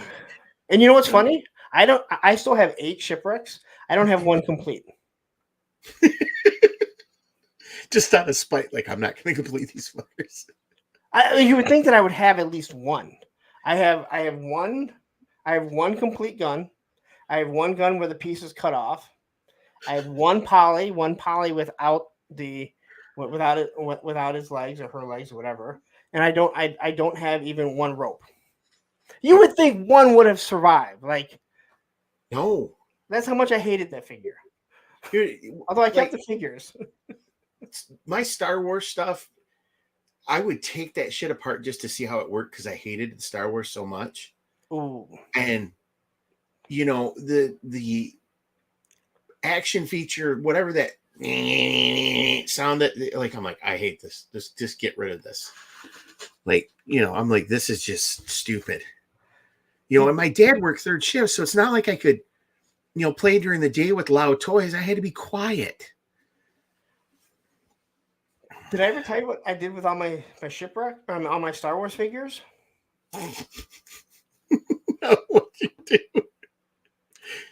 Other than the stormtroopers, because they didn't have heads that came off. And this was after I got into G.I. Joe. My windows went up and down. And I found that if I put their head on the windowsill, like a guillotine. Now, mind you, I'm young and very light. I would grab the top of it and slam it down as hard as I could. The heads would pop off and bounce against the screen in the window about 3 or 4 times. Every single one of them was decapitated. Every fucking Star Wars, every $100 fucking Star Wars figure that would be, that's worth $100, $200 now, decapitated. Because I found out that if all my weight, I brought it down, it would bounce up against the screen and the glass like 3 or 4 times. Dude, but I didn't do it all at once because it was so much fun. It went over time. It's because us kids born in the 70s were feral. We didn't know any better. Our parents left us alone to our own devices, and you thought up a guillotine. Yes, and down south, you're wrong. I would have never done this with G.I. Joe. I would have never, not to mention they would have come off right. It was that soft plastic with the Star Wars. But oh my gosh, and I can hear it right now because obviously it only made a ping when it hit the window. With the screen, it didn't make a noise. So it just went back and forth. And I would always count them. Oh, that one did 5. And you'd have to go harder. And they'd pop off. How many of us took our Han Solo action figure and put them in, like, something you could put water in and freeze them? Because that's what my Han Solo, he was frozen all the time because he was in carbonite. That's what I did. Or bury them. So what I used to do, and the Stormtrooper was the best one, either Stormtrooper, was to take tin foil. You put tin foil around it, and you would mold it perfectly. And then you peel the tin foil off, and then you have a tin foil figure that looked just like it. Oh, I can't tell you how many times I got yelled at for wasting the tin foil by wrapping it around a figure. G.I. Joe sucked because they had sharper edges that would tear through it, and then you got to start all over. I can't tell you how many times that my mom came down and said, "Larry, will you stop that?" But that was my kind of like carbonizing. I think I was maybe like 12 when I discovered, because my grandfather, I blame him for this. So I broke one of my Joes and it was the O-ring. And he's like, and I'm like, oh, he's like, well, that's just a gasket ring. I'm like, no, it's not. It's what holds it together. And he's like, come on, boy. And we went down to the hardware store, and I think it was like literally like a bag of like 100 O-rings. And I'm like, we can fix these? like, we can fix these? And he's like, yeah. And I remember all my friends, I'm like, you guys want to get rid of your broken Joes? I'll take them. And I got a crap ton of Joes because I knew how to fix the O-ring, and they would just give them to me. I love the fact that you didn't say, "Hey, I know how to fix those." You're like, "Hey, if you don't want them, I'll take them." Yes. So I went to school with some kids who like these two brothers. Their mom owned a alteration business, and their dad was an engineer for GM. So when you get to go over to Charles's house, they had the flag, they had all the transformers, like they had two Sky Strikers because Alan and Charles both had. So they would just like, oh yeah, here, and I'm like, oh, I get these cool toys now. But yeah, and I would start fixing them, and then people figured out that, sorry, I knew how to fix them, and they're like, how are you doing this? But then that's what also started me doing custom figures. Is I would take my Joes apart and build a Joe that I wanted. I can't tell you that when I became an adult and I had ordered O-rings through yojo.com because they used to sell stuff and small Joes. Yep. How many of my O-rings that I went to fix, and they were just held together by rubber bands, sometimes doubled up because I didn't know any better. I didn't know how. I mean, I knew I didn't have the right rubber band, but it worked. So I never thought about going to a hardware store. I didn't either. It was my grandfather because he was, Yeah. he knew that kind of stuff. But we had we had Aco right here. Yeah. And the bag probably was like $1 or something stupid, like just, and he helped me take them apart and he showed me how to put them back together, and I'm like, this is game over from here. I don't even remember how I found out. I just remember. I feel like I just always known how to take them apart. But at some point, someone had to be like, "Well, there's just one screw that comes apart." You know. No, that's yeah. So anyway, that's again. This is what happens. So when you get into high school, what did you do? Like you kind of already said, like you were told that no more Yeah, toys. I played sports. I played football. I started working. I got into music. I know you were into punk, but I was into like metal. So, Okay. like my first real concert I went and saw was Pantera, My Sister's Machine, and Crowbar or something like that at the Capitol Theater here in Flint. And then we went and saw Metallica like 5 times or something stupid like that, and that was awesome. I saw Guar at the Capitol Theater. Guar is awesome too. They put on a great show. The best. And then from there, that was pretty much, it was music, and I did a lot of art stuff in high school, and just working. That was my thing. Is I wanted to make money, and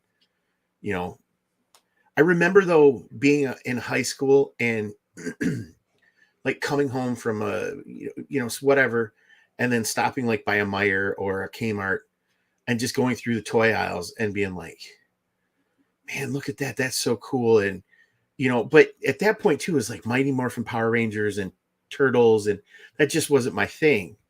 But from time to time, like Starcom, I remember seeing some of that stuff. And, there was some cool stuff out there, but I don't think it ever really, like that collecting bug never really left me. I just kind of, put it in the closet and pretended like I didn't want to collect toys anymore. I feel like most of the people that I've talked to, a lot of guys always collected toys. I know Ed has said he's always collected, but I feel like most of us, myself included, that it just transitioned to something else. I know a lot of people went to comic books. I feel like that was the biggest progression from as a kid playing with toys going into comics, because if you have comics, no one looks, no one laughs at you, unless you're a huge comic dork. Sorry guys. But like that's acceptable because you're reading. I know for me it was skateboards, and I collected everyone's skateboards. I've talked about it. I had like 50 boards hung on my wall at one time. They weren't all mine, obviously, because you're a kid. I would just take old, everyone's old boards, and I was able to hang them on my wall. But I remember getting into comics, as I think as high school ended, or maybe while in high school, but I was skateboarding, so that's where all my money went. So, even though it wasn't really collecting, there was that focus of where I was going, collecting records or CDs, tapes, whatever, Yep. music. I don't want to say records. I was never a record collector, but music.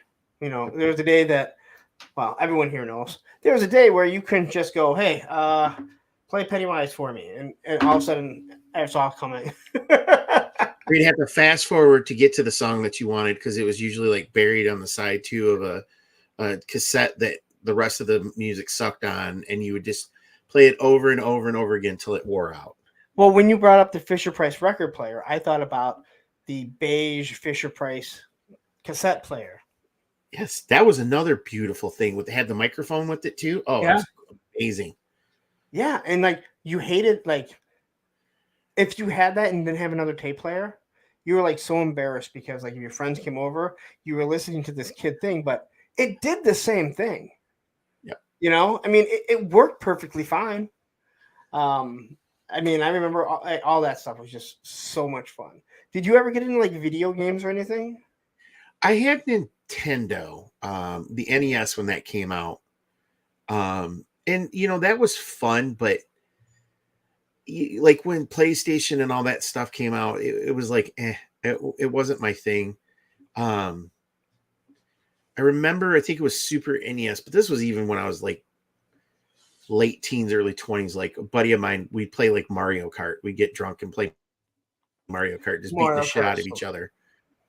Or hockey, we'd play hockey, and it was just, we go over to each other's houses and just, that's what we did. We just, beat the shit out of each other in a game. It was, just head to head, and we talked shit the whole time. I mean, I know like my friends were really into Street Fighter in the arcade. None of them ever liked playing it when it finally came out, other than my buddy Chris, because that Super Nintendo controller that was a joystick with the 6 buttons. Yes. So he'd bring that over, and he was already better than anyone as it was. But then he'd kill everyone when they play Super Nintendo. But I remember Mario Kart, Super Smash Brothers, GoldenEye was huge for the N64. Oh, no, Conquer 64 was the best freaking game on Nintendo 64. I don't remember that one. Oh my God. They had a capture the flag, which it was squirrels versus teddies, and you could do headshots. So if you'd shoot the squirrels, their heads would blow off and blood would start floating up. But if it was a teddy bear, you would shoot them and it would be stuffing. But yeah. Yeah, that was called the Advantage. Because there was like 2 different controllers for that Super Nintendo. Both had like the turbo button. But yeah, like, I mean, I always played Nintendo, always collected the Nintendos. 64, the GameCube. But I was never a gamer. Right. Again, like, in the winter, they're shitty here. And if you're a skateboarder, there weren't skate parks everywhere. You play video games. But I mentioned a while back that I used to sit down to play Super Mario Brothers 2. I would put on Public Enemy, Fear of a Black Planet, and to this day, if I put on Fear of a Black Planet, I can see in my mind exactly where I am in that game, because that game you just played, as a scroller game. You started playing it and then you beat it. You weren't saving. Very few games were you saving. I hear Fear of a Black Planet and I can hear exactly where I am in that game. To this day, it's so it's crazy to think of, but yeah. But I do see. I think a lot of people get into that where they go into their the video games. And it was like you said, you were playing the music in the background, so it was like your hype track to get you, ready to play those video games, because it's not like it is now where you log in and you're playing against everybody from all over the world. You just played against the game. It was, Yeah, you might have a friend. You might have a friend that comes over to play. Yep. And none of your friends wanted to watch you play games. No, because it's either they play or like, let's go do something else. Exactly. Because again, I would ask my son, like, how do you watch people play? How do you watch YouTube and watch people play? How do you watch people talk about toys? I'm like, this is completely different. Because I'm criticizing them with how they review the toy because they don't know what they're talking about. That's just wrong. You reviewed that wrong. My favorite comment I get. You did that wrong. What? I reviewed it. I mean, okay. But we would be like the generation that, like, it was different. I could walk up to the comic book shop by my grandparents' house and, I'm like 8 or 9 years old. And, I just walk up there and I would go and get a couple comics and walk home. And, it was just a different time. I mean, you'd wait for the guy with the ice cream cart, he was probably higher than a freaking Georgia pond, selling ice cream. So here's something funny. They put a wonderful skate park in the past, I don't know, 5 years in Detroit. I mean, it's right by the bridge. And I'm there one night. Place is packed. You'd have people that just come down and watch or whatever. There's also like basketball courts.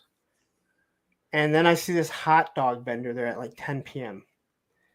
And I'm talking to some of the guys that are there all the time, and they're like, he's here every day at 10 o'clock. I'm like, that is fucking genius. Because there's nothing else around.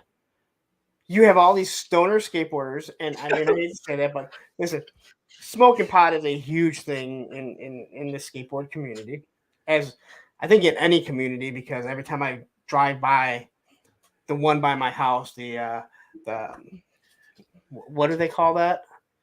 Oh, dispensaries? The dispensaries. It is packed. It was the only fucking place open on Thanksgiving. I'm like, really? Like, you can't buy your pop the day before? This is the only store that's open. Hey, Thanksgiving, that makes sense, though, because you got to deal with your family, and you might burn through your stash before you made it through that night. So yeah, but you could go Wednesday. You could give those people a day off. But but this guy, he's there. I'm like, that is genius. I'm like, I wish I would have thought about that. I wish I would have thought to have a rolling hot dog machine, and they're not going anywhere. There's no like fast food restaurants around here. I'm like, this guy's genius. Think about the Girl Scouts who hang outside the dispensary to sell the cookies. Those are future business leaders of America.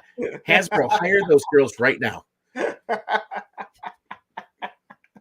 Because they're charging them double on those Thin Mints because they're hungry and they're stoned, and it's like, I'll pay double, damn it. Our dispensary is right next to a Taco Bell. You can't make this shit up. Like, if you come out, you are facing the Taco Bell, and my ex and I, she's like, dude, Taco Bell's just got to be loving that. Like, they're literally pulling out, and you're like, all right, let's go right in here. McDonald's is right next to it, but Taco Bell is the one that we all know is. My wife and I, we went and saw John Mellencamp, the Wallflowers, and I can't think. Maybe it was just the two of them. I'm sorry. It was at Pine Knot. I'm sorry. You do mean John Cougar Mellencamp, right? John Mellencamp, Cougar Mellencamp. I call him John Mellencamp. I can call him that because I remember when he started. But like at Pine Knot, and my wife, she's straight laced. Like my parents, they partake. They were from the 70s. Like my furniture as a kid was the shag carpet, and we had red velvet furniture. And in our towel cabinet, I remember as a kid opening it up, and there's like 3 or 4 different bongs in there. So my parents were 70s people. Wow. And we're up on the hill, and I'm like, she's never been to one of these concerts. And I'm like, she's never been stoned. We might be in for a rough night. And the lights go off, and then it's just, the song Purple Haze by Jimi Hendrix always pops in my head.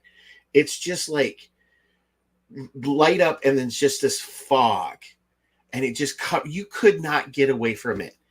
And I'm sitting there and I'm going, I'm baked, and I have to drive by all these cops to get out of the parking lot. I hope I don't get pulled over. And then I go, everybody here is baked, so they would already have arrested all of us to begin with. It's like the exact opposite of me.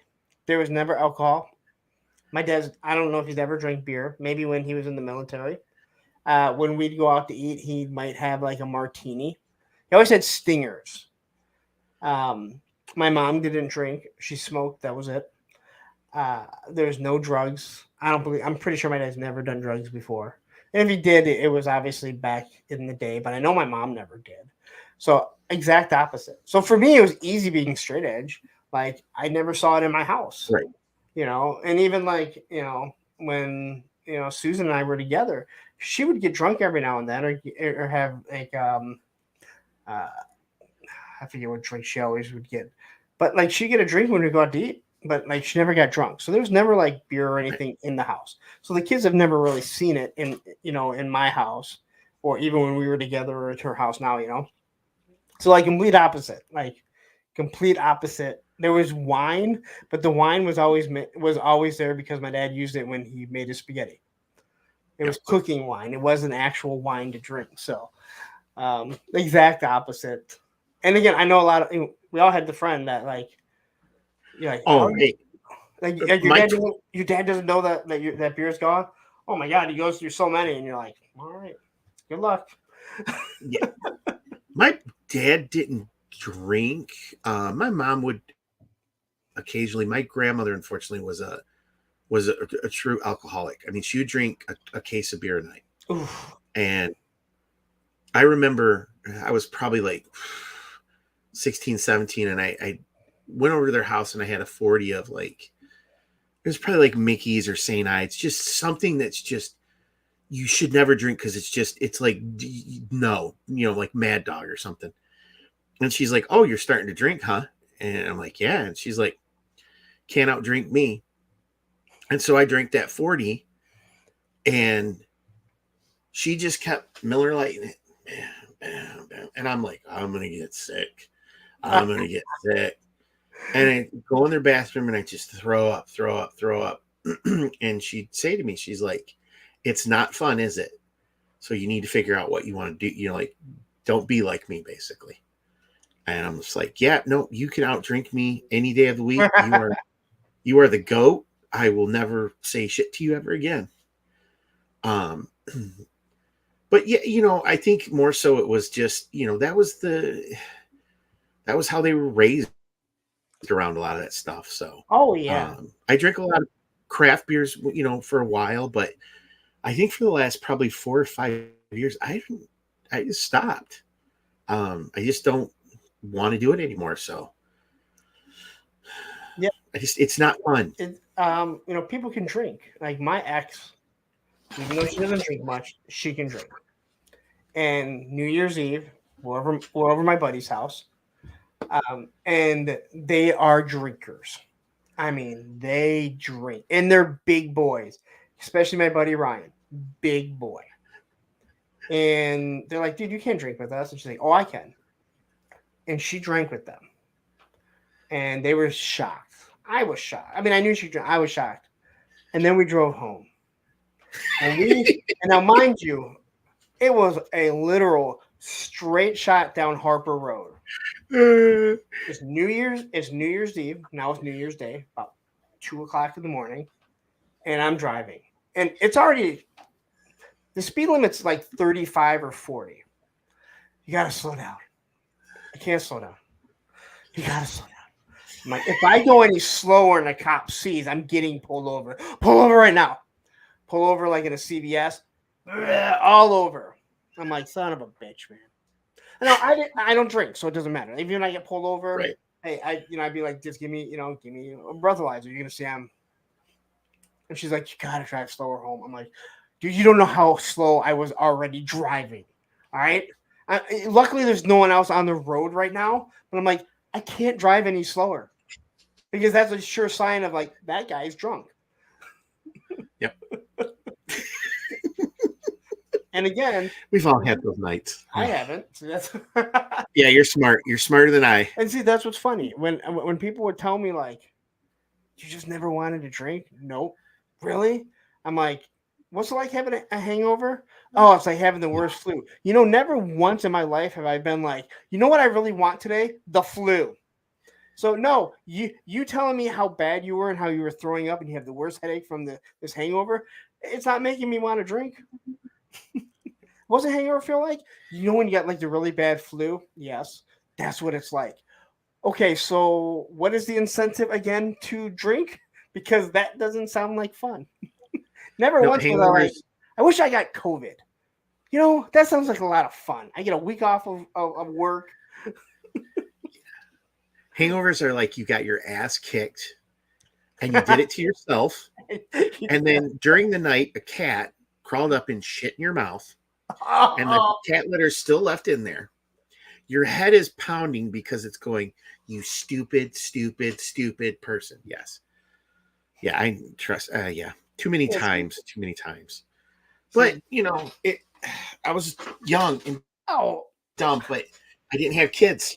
And once, my son was born, I couldn't do a lot of that stuff because you're always like, what if something happens and I need to be, somewhat functional? So, yeah, you know what's actually funny? That's what my ex always said because her daughter that I raised, you know, she never met her dad, so she raised her alone for 5 years, and she was like, I can't. She's like, I couldn't go out. I can't drink. I can't.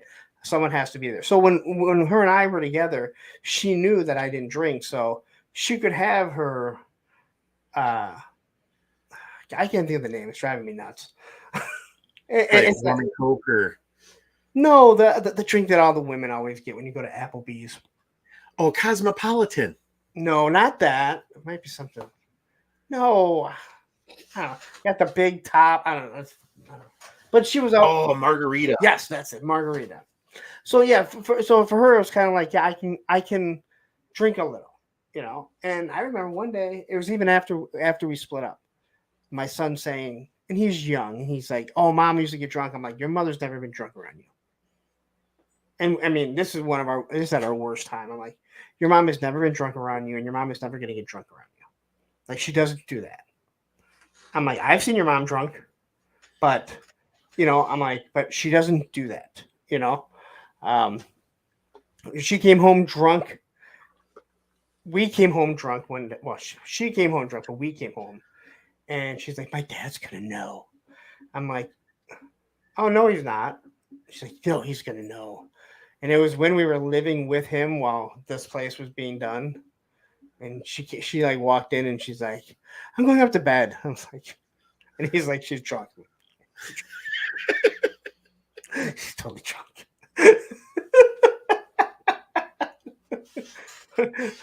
Like, thank you for watching the kids. I had no choice in this matter. I was like, but I'm like, don't tell her that you know, because she was like, he's gonna know. I'm like, no, he's not. I'm like, yeah, He's gonna know. No, he's not. Oh, he's gonna know. so I will say, so because she used to work with us, this was like one of the last work parties. She got super drunk. Now she was only a few miles from home because that's how close the work party was. And she's like, no, I'm not drunk. I'm not. I'm like, okay. And she drove home. And I stayed. I stayed and hung out. And I get home and she's like, I was so drunk. I can't believe you let me go home. I'm like, I didn't think you're drunk. You know me. She's like, you know me better than him. I'm like, believe me, if I would have thought you were drunk, I hadn't seen you drinking that much in a while, and you were acting perfectly fine. She's like, I can't. And she's all mad at me. But I'm like, all right, whatever. I mean, I'm sorry. Like, if I would have known, believe me, I'm not going to let the mother of my kids drive home drunk. You're mad at me because you knew you were drunk, but you told me that you're not drunk, and it's my fault. I can beat that. I hate to make this about myself. She had a dream when we were together, and she still brings this up. She had a dream that I cheated on her. You know where this is going, right? She had a dream that I cheated on her. She couldn't believe it, and I was like, "Oh wow." And she's like, "I'm pissed." I'm like, "What?" She's like, "I'm so pissed at you right now." I'm like, "You had the dream." She's like, "I don't care." The whole day she was mad at me. And to this day, she sent me something on Facebook the other day where it was one of those like shorts where it was just that. Like, the girl had a dream about something and she's mad at the guy, and the guy's like, "What did I do?" She's like, "Yeah, see? It's not just me." I'm like, how are you? And like, so it still gets brought up. I'm like, how are you mad at me? I mean, I still don't understand. In your dream, I cheated on you, and when you woke up, I was next to you. Yet you still told me it doesn't matter. I'm mad at you. Like she didn't even try and hide it. It wasn't even like she tried to hide it. She's like, I'm pissed at you because you dreamt that I cheated on you. Well, shit. Why didn't I just go cheat on you if you're gonna be mad at me? At least give me a. I should at least give you the reason to. It's like I didn't do anything. Yeah, I dreamt it. Are you listening to yourself? Does that make sense to you? You're mad at me for your dream. For your dream. Like I did it. She's like, it was so real though. I'm like, okay, but it wasn't. Do you want to find out? I mean, you can go down and find out if you taste something else on me. But I mean, Oh my god. and we just went to Punk After Dark.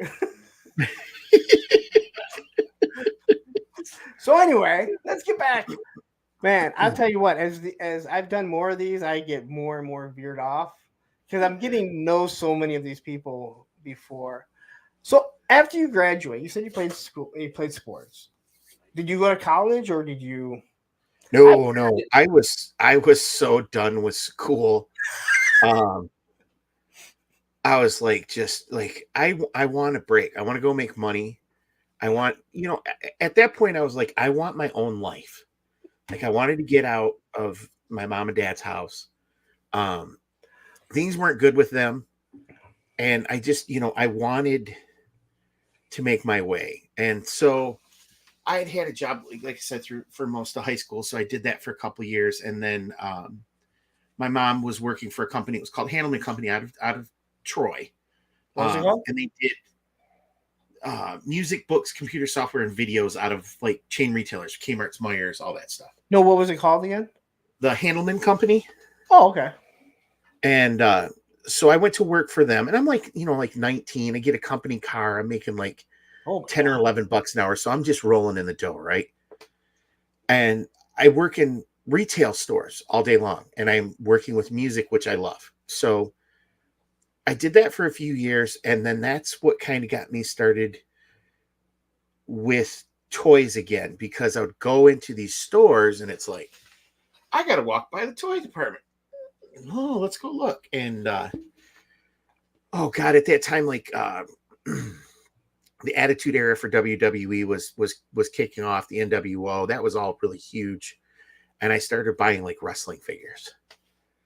And that's what got me back into it. So you're talking like 90, like 96, 97. Now the girl that I dated, she had a young son, and so I bought a lot of the wrestling rings. And the one that I remember is the Raw ring, and they all had the chip on their foot. Yes. And when you put it on there, it played their entrance music. Yes. Like 30, and that stuff was awesome. That stuff.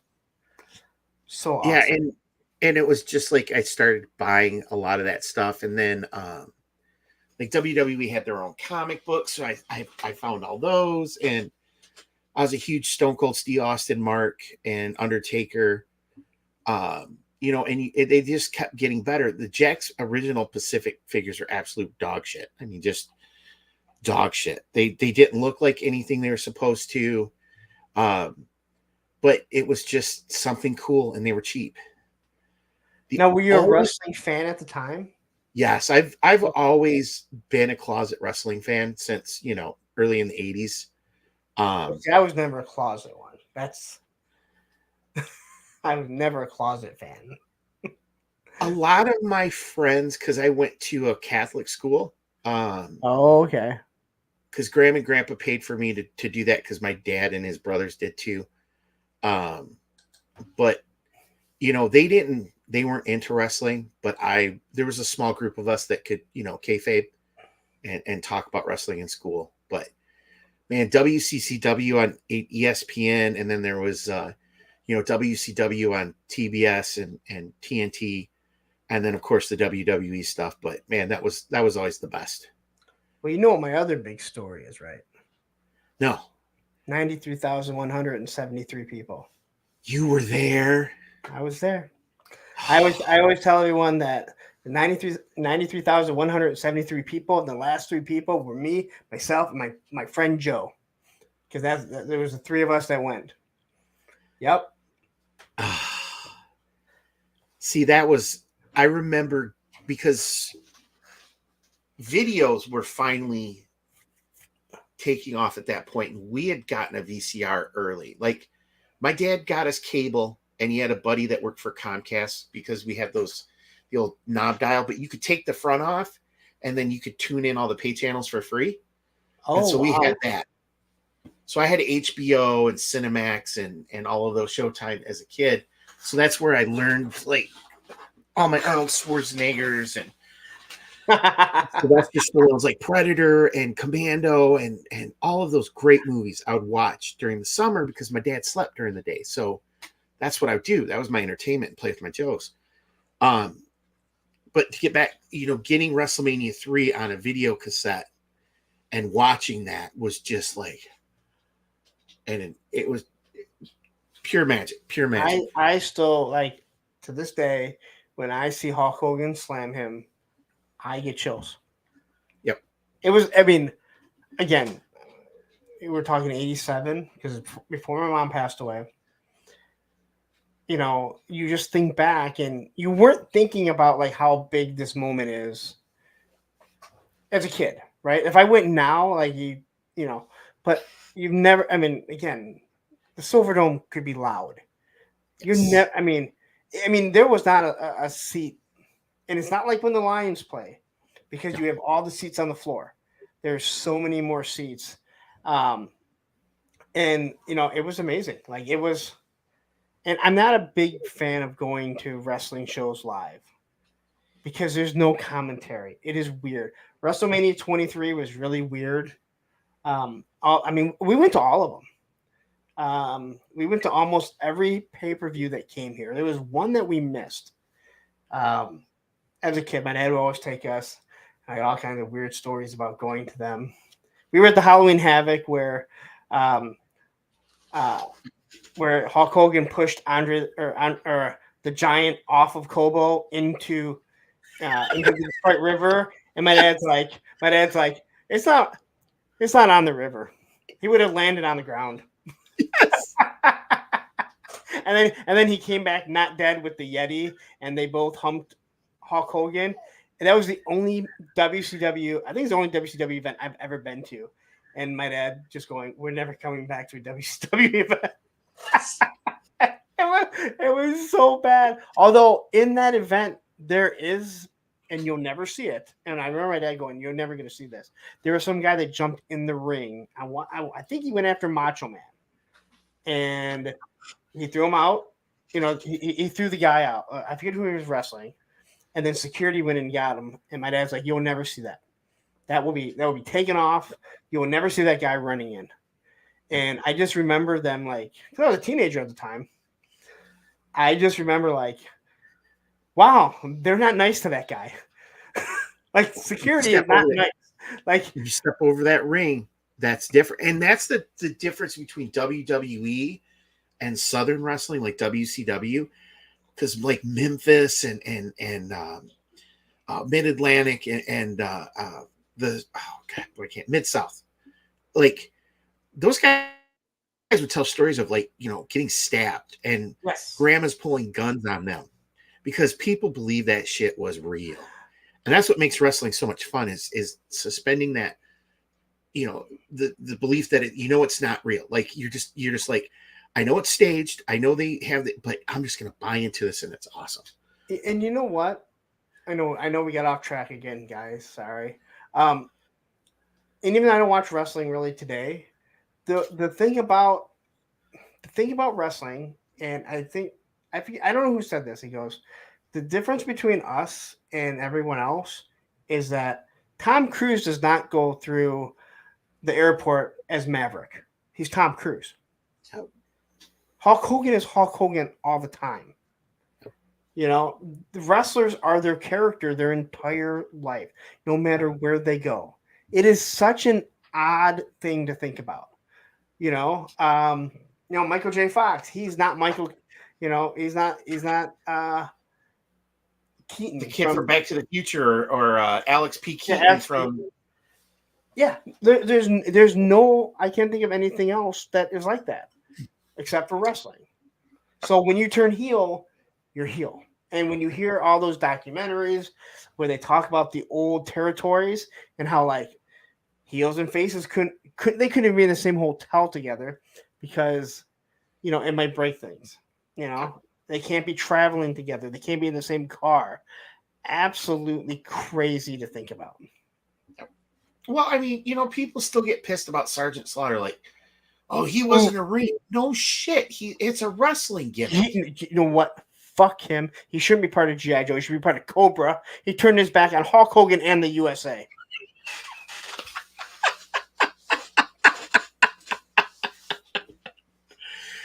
Oh, that's too funny. And what the hell? He didn't want to.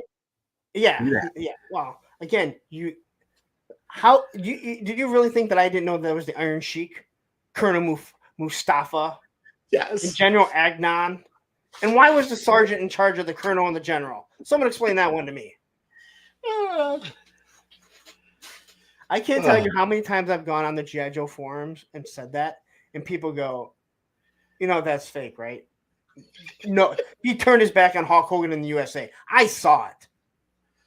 He's a Cobra double agent, damn it. I did that with my Valaverse. I gave him a black. I painted one of what's his face? Beachhead's Berets black. And I gave him the Cobra armband. And actually he's still down there. I now have him as the clone of Sergeant Slaughter. So because he's smaller and clones are always smaller. Well, Synthoid Conspiracy, where they were just that gel that was, created to clone. That's too funny. Yeah, that's great. I never liked Sergeant Slaughter. I told that story, right? I know I told it to Lenny about not liking Dr. Mindbender and Sergeant Slaughter. So we picked them apart and we made Dr. Mindslaughter. And he became so he had Sergeant Slaughter's arms, no cape, and he was just Dr. Mindslaughter. And I finally put the figures back together years later. Now I do have my original Mindbender, and I wish I could get a hands on like an old Sergeant Slaughter so I could make my own Dr. Mindslaughter again. But he was I might have to help you with that. I will keep an eye out for Sergeant Slaughter.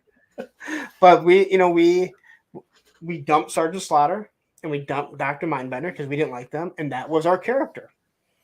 So that was our fucking character. So it was and Lenny loved it. I told Lenny that and he was dying. He's like, that sounds awesome. I'm like, listen to the name, Dr. Mindslaughter. He sounds fucking badass. It sounds like something that would be on Cobra too. I mean, Yeah. And I said I was thinking about doing it when a regular Mindbender comes out, but Mindbender already has giant arms as it is. Like he already has big arms, man. Like, are you working on my tooth or are you doing curls? No. No, this is vitamins I'm injecting into me. It's not. Anyway, so we're way off track. 2 hours into this. Again, you said you didn't have anywhere to go, and we're good. Listen, if you agree to come on with me, you should know that it's going to go forever. I don't know how to stop. So anyway, when you graduated, you said you started working, didn't go to school. You were collecting records, and then you started looking at toys, getting to the wrestling figures. Which again, yes. I collected some, but again, the girl that I was dating, her son played with them, so I saw all of them, and I thought they were awesome. I love that Raw ring, like I said, that played the music. And then you'd always be disappointed when I get a figure that it didn't work with, and you're like, son of a bitch. It's a stupid figure. What was funny, though, is I was still, at this point, I had moved in with my dad, and I was still embarrassed to be collecting toys again. And so I would hide them in a duffel bag. Ooh. And put them under my bed because I didn't want him to know that, I was wasting my money on toys.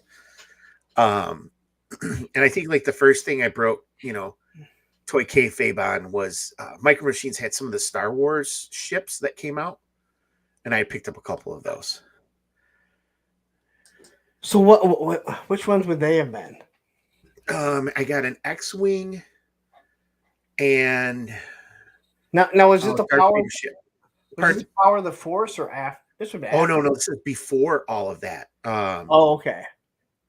This was like Micro Machines came out with like the little Star Wars vehicles, yes, itty bitty figures, and they look like models, so I could display those without feeling bad. Okay. Mr. Wonderful says, didn't realize this was a paid to get acknowledged stream, no live punk, and you're talking wrestling. Listen, it's hard for me to talk to Ryan and read these comments. And a lot of times you guys are talking amongst each other. So I'm not ignoring you, Mr. Wonderful. What is it with the name Travis? And I always thinking people are missing them. They're ignoring them, or they need acknowledgement. A toy kind of mood, Mr. Wonderful, the two Travises. We love you guys. All right. We acknowledge you. Yes. Our tribal Travises. Yes. The Travis tribal leaders. We're freaking needy, man.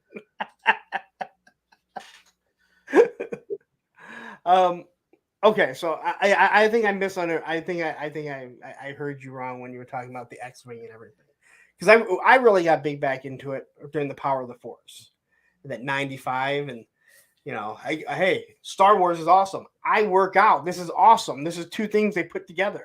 I don't know why. Darth Vader. Darth Vader is a robot. Why does he have muscles?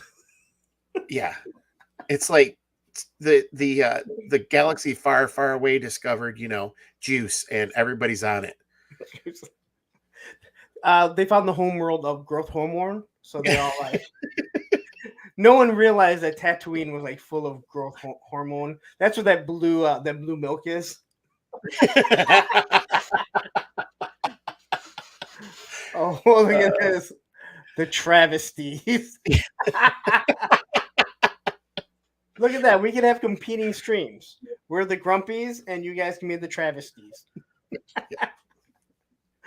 All right. So you got into all that. You're hiding stuff. Yes. Which is awesome. And then, I'm not getting off that. You're hiding in your duffel bag. No, that's my gym equipment. Why? I never heard gym equipment make so much noise. Yeah. So, but I was just, your parents get to a point where they're like, is this kid going to collect toys for the rest of his life and never grow up? Like, this is embarrassing, and I think that was the hang up. Like, I didn't want to have that conversation with my dad. Like, why are you wasting your money on this? You need to grow up and be a man, and how to, and I'm like, whatever. But when my wife and I moved out, she let me, like fly my toy flag. We got a 2-bedroom apartment, and I had my own little toy room, so I could put my figures out, and I didn't have to hide the fact that I collected toys, which was cool. Except you hid them in one room. Hey, I had a man cave. I would have put it every place else, but I had my man cave before man caves were cool. No, I get. I never. I always had my G.I. Joe stuff out, and I had a lot of stuff like hung from the ceiling. I talked about this, I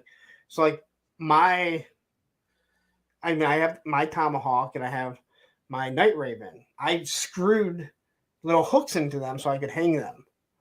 Now, kind of regret it, but they've been hanging for years. And this was, you always have that one friend that is, you can only deal with them for so long, right? And this friend was that friend. I could only deal with him so long. Him and I just butted heads. But one day, my two best friends and him, he was all part of the group. We spent the night at my house, and He had the greatest night of his life. My box of figures, and he just went through doing voices. Destro, and I talked about this on another stream. Destro was Grace Jones. He grabs like Storm Shadow's knives, and he's doing infomercials with the Ginsu knives, which are also the swords of Storm Shadow. And I cannot look at the O-ring Destro and not think of that night and see Grace Jones as Destro and see Storm Shadow's swords and not think of the Ginsu knives. Because again, it's like 2 or 3 o'clock in the morning. It was so late. Everyone's just slap happy. We didn't drink, so it wasn't even alcohol related. No, it's just tired. But yeah, and he's just pulling figures out, and he was the only one doing it. And I mean, we were rolling. And I don't remember any of the other figures that he did, but I remember Grace Jones and the Ginsu knives, and it was absolutely amazing. So I cannot look at those things and not see it. And again, I would love.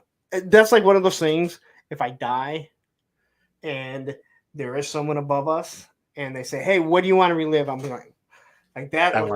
That's on the bucket list right there. I need to relive that day. Maybe I'll go back and not think that it was funny, but I just remember, like it was tears in your eyes, just like we couldn't stop laughing, and he was on a roll. But now, see, that's what I think. A lot of us, it's like even when we were younger, we would play with our friends, and I still remember, some of these adventures and battles that we had, and how much fun they were, and it would last a weekend, and it was just such amazing memories. As stupid as it sounds, going to Kmart and looking at the toy aisles was magical, and that's I think why we're still so attracted to it. And that's why I try to be a little bit more positive with my stuff, and I'm not picking apart crap, because I look at like these toys, I'm like, these things are pretty freaking awesome. The first time I got COVID, I had to do a virtual appointment with my doctor, and I'm in my room here, and he's like, "Are those GI Joes?" I'm like, "Yeah," and I'm like, "Oh, here it comes, right?" And he's like, "They make those in that size?" And I'm like, "Yeah." And he's like, "Can I see a couple of them?" And he's like, and I'm showing him, and he's like, "What are these?" And I'm telling him, and he's getting excited. I'm like, "Are you messing with me?" And a little while goes by. He goes, "Hey, guess what?" He's like, "I picked up a couple GI Joes, the ones that I had as a kid, and these are awesome." And I'm like, "Oh, that's actually kind of cool." Now I don't feel like such a big loser. If a doctor thinks it's cool, then it's okay to have, right? Exactly. He has a bigger bank account than I do, so he can buy that shit. If the guy that went to school after high school for 8 years thinks it's cool, then it must be. Like, no, those were the biggest nerds of everyone. They were just much smarter than the rest of us. Hold on 1 second. Yeah, okay.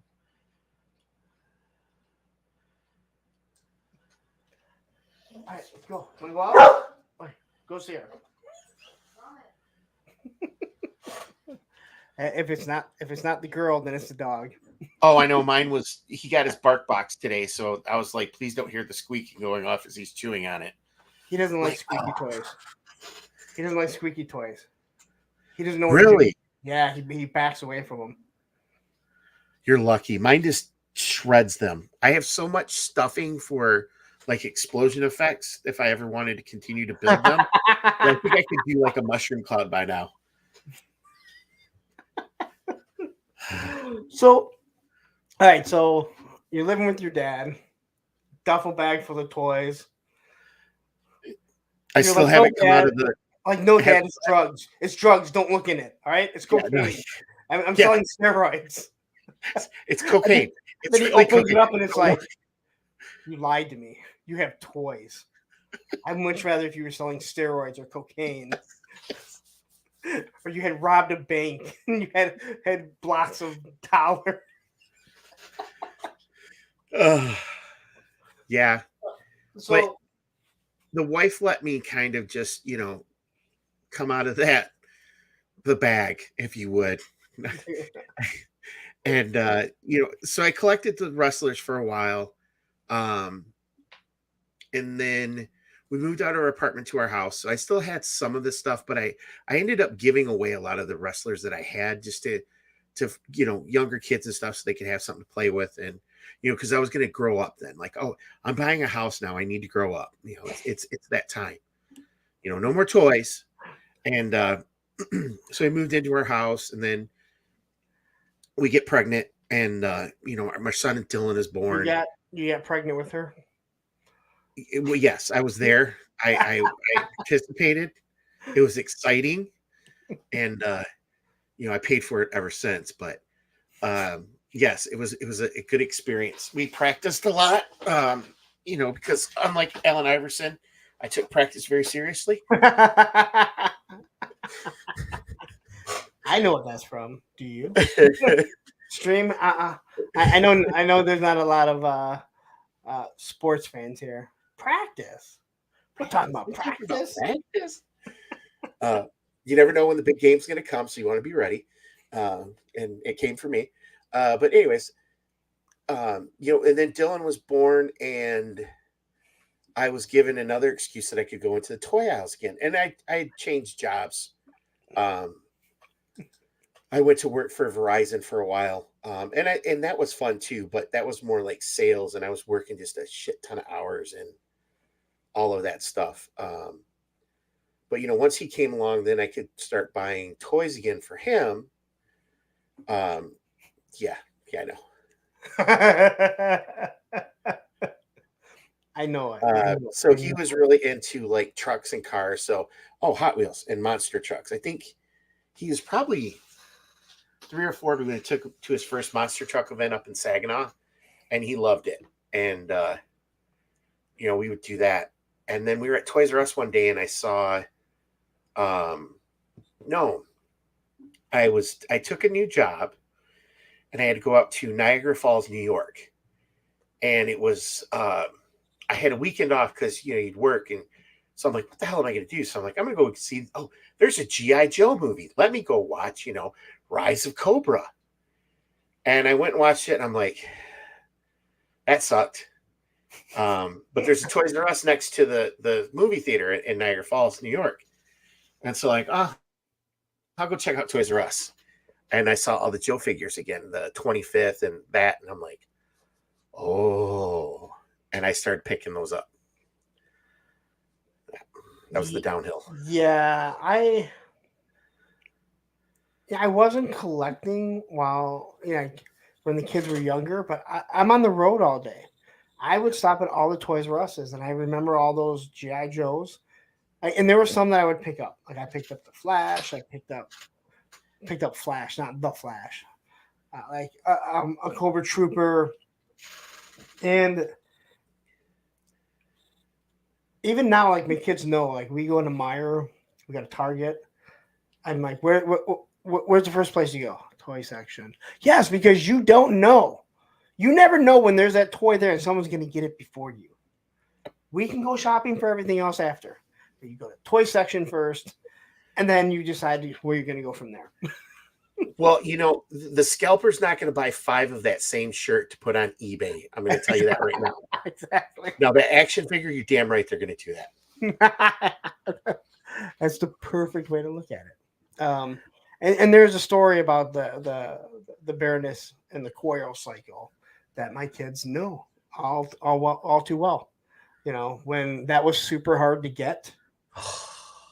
So when that was super hard to get, we went to Stony Creek. You know where Stony Creek is? Yep. So if you come out of Stony Creek, there's a Target right there. Well, we pack up the bikes. I go to shut the thing. I smack my head because I forgot that I had the bike rack on it, so I smack my head. I bounce back. Put the bikes on it. I go to leave Stony Creek, and Stony Creek is kind of confusing, and I missed the exit. So I got to come back around. You come out, and there's a Target right there. Yep. Target going I pass it really quick. Going where the Kohl's, I think it is, and you cross over. The only thing I needed was the Baroness, and never seen her in the store.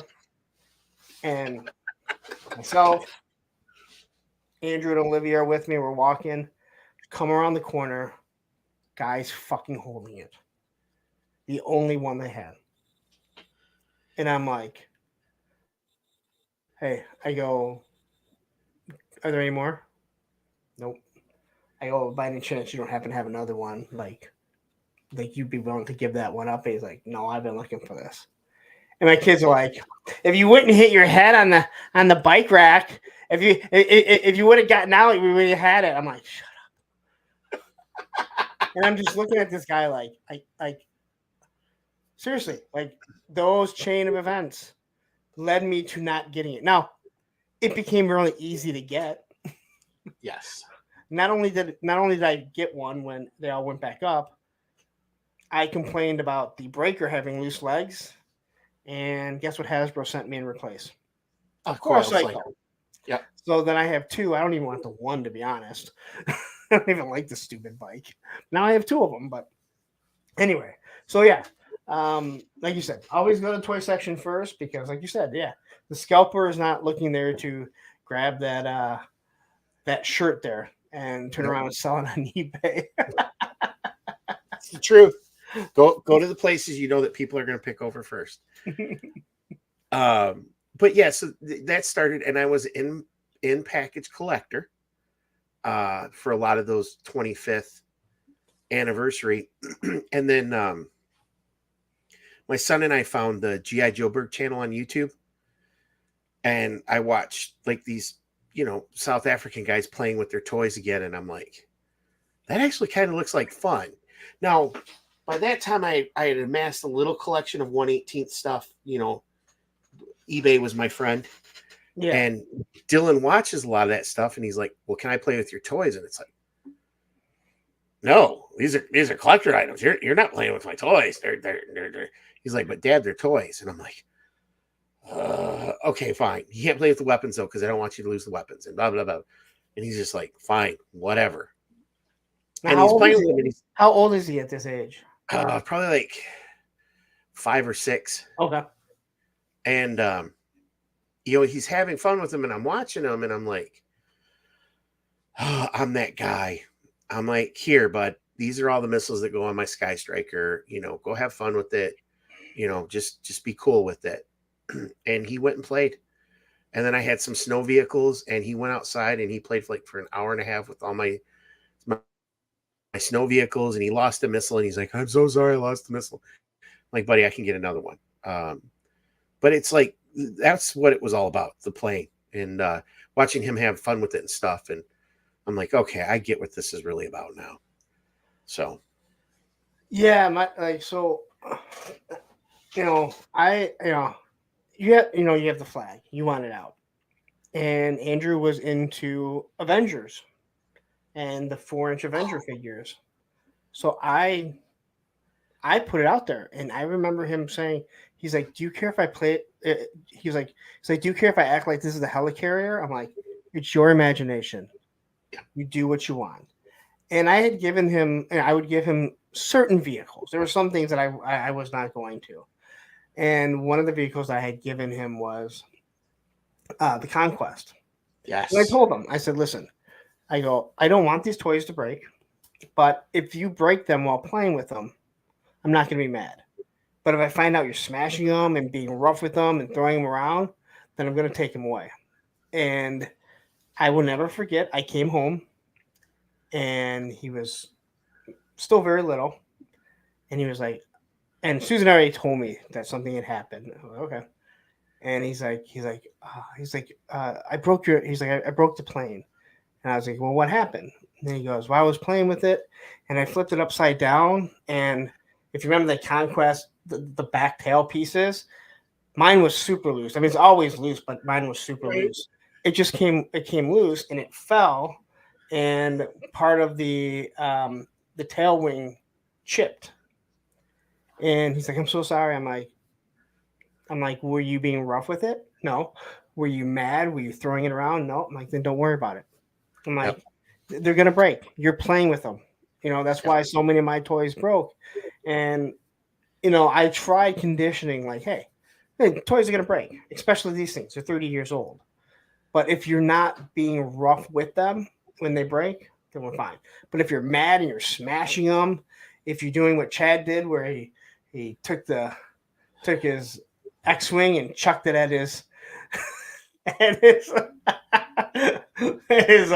Death Star. Again, you didn't know back then. Like he didn't understand. But you know, it's one of those things where, and you know, again, like it was a good learning lesson for him. And I was so proud of him how he approached me and was like, "Hey, you know what? I'm so sorry." He was very young.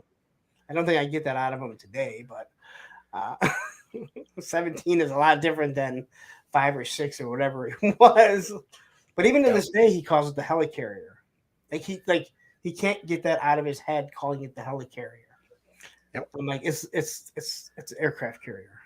It was the helicarrier when you were playing with it as a kid and use your imagination. Now it's downstairs in the fucking G.I. Joe with the goddamn USS flag aircraft carrier. But to him, that's what memory he still has. And I still have all those Avenger figures. I can't get rid of them because it's like he played with them. Like they meant a lot to him. And imagine, you know, again, you're a kid here. How many other kids do you think had these 4-inch Avenger figures and the Avengers is out and you're seeing this helicarrier and here you are putting this one out and saying, here you go, have fun. Yeah, sure, it didn't have, you know, the big propellers on it, but you know, that's your imagination. It didn't matter because the kids are using their imagination. Yeah. They don't care. I mean, to them, it's like, this is the coolest thing. Dylan, you know, the Dragonfly was his favorite thing because he could hold it and do the mechanism to get it to spin. And, you know, I remember just playing constantly with it. And I ended up buying a Sunbanked Locust, you know, the brown version of it. And I'm like, go play with it. Just go. You know, and we ended up repainting it later.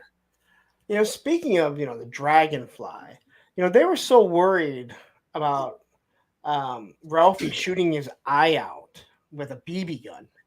How many kids lost an eye playing with that fucking Dragonfly?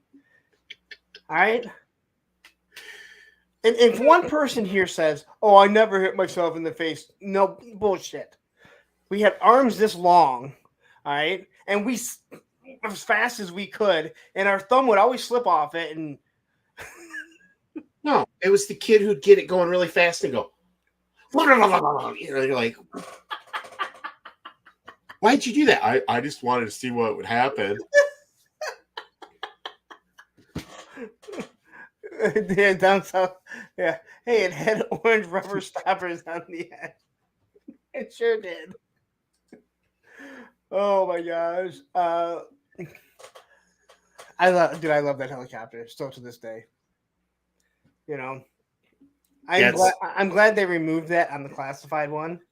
People were asking, they were like, "Is there going to be like a way to, you know, get it going?" I'm like, "Do you know how big those propellers are?" Like, yeah, that's how you get it going. People were like, "It'd be really cool if the battery operated and the propellers moved." No, it wouldn't. Like, you're not thinking logistics here, right? No, that thing's 3 feet long. Can we get a remote controlled hiss? Why can't I get a remote controlled hiss? But I'm not paying more than the $300. I'm just going to tell you that right now. Okay, my Grasshopper RC car that I bought, you know, when I had to grow up, was like $250 back in like 1991 or something. And yeah, no. So do you mind me asking what you do for a living? I am a program manager for a large healthcare company. Okay. And so I work contract management, clients, reporting and performance guarantees. And then you make the snow cones for Chris Cox at Hasbro. So you can't. No, he's not into snow cones anymore. I have to do hot chocolate with marshmallows and peppermint sprinkle. It is wintertime. I wouldn't want snow cone right now either. No. Well, he likes hot chocolate all year round. It's it's just who he is. Yes. Oh, okay. So no, After I left Verizon, I went to Citibank, and I was working in the banking industry, and I got my degree because I, with my kid, I'm like, "You're going to go to college," and he's like, well, "You didn't," and I'm like, "Oh shit, okay." Um, but I ended up moving back into moving out of banking and like sales and retail into healthcare. Number one, because there's like a future in it, but um, I hated working banking during that whole great downturn in the economy and just a lot of that shit. I couldn't do it anymore. I Okay. needed to get my soul back. Yeah, because you said you were down here a little bit for a while. Yep. Yep. So, 'cause, yeah, you seem to know your way a little bit around here. So, but you said your mom Well, also worked in Troy. So, yeah, when I worked for Handelman, my territory was pretty much like mid Michigan to Toledo. oh, So I had out towards the thumb. Um, I didn't go as far. I didn't go to Lansing, but I had like Owasso, Corunna, and then south. okay. And then from time to time, I would have to go north too. And just so you guys know, Toledo, Ohio, that is the city that wants to be part of Michigan, but Ohio won't let it go. Yes. Yes. Poor Toledo. I know. I feel so bad for him. There was a fight over that too. Well before we were born for Well, Toledo. if you look at the map, like you can see where Ohio like stole it from us. So, now they got to live with that for the rest of their lives. Oh man, I feel like only people from Michigan understand the hatred of Ohio. So many people are like, it's not that bad. Like, no, you're wrong. You just don't get it. It's because if you've ever went to Ohio, like there's some great cities in Ohio. Like my aunt and uncle lived in Cincinnati. They have a tremendous waterfront, a really nice zoo. And Oh, I think it's Walla Wampa, Ohio, is where the Neil Armstrong Museum is. Really cool space museum if you're like aeronautic nerd like I am. But if anybody in Ohio sees that Michigan license plate, it's either they're going to pull you over, spit at you, call you names because they hate you. It's just yes, who they are. it is weird. And Fat Tread seems to be upset over the fact that Michigan has the Upper Peninsula, and he thinks it should be part of Wisconsin. You guys are big enough. I mean, you guys have got Milwaukee and the Cheeseheads. I don't think you could handle the Upers too. That might just be a bridge too far. We'll keep them. Yeah, I know Pennsylvania doesn't like Ohio either, but I don't know if they have the same hatred as. But you like Pennsylvania is huge. I mean, I've driven through that state to get to Niagara Falls, and it's like Pennsylvania is a huge state. So I can see how like certain parts hate Ohio, but I think you guys have a bigger rivalry with like New York or something. Yeah, But yeah, for sure. Boston, New York. But yeah, I mean, they have the Cleveland rivalry. That's what they have. but and a lot of Pittsburgh and people forget Cleveland. we had the Lions, which they have sucked our whole lives. Like Yeah, I don't like only a couple good years, and then Ohio has Cleveland, which they've sucked, and Cincinnati Bengals have sucked. Like, why does Ohio get two football teams that suck? We only get one. But then we also have Michigan State, and then Ohio has the Ohio State because apparently, you have to put the in front of it because they just can't say Ohio so State. so there was a broadcaster here who explained why it is called the Ohio State. Like there's an actual uh, literature reason why that it's the Ohio State.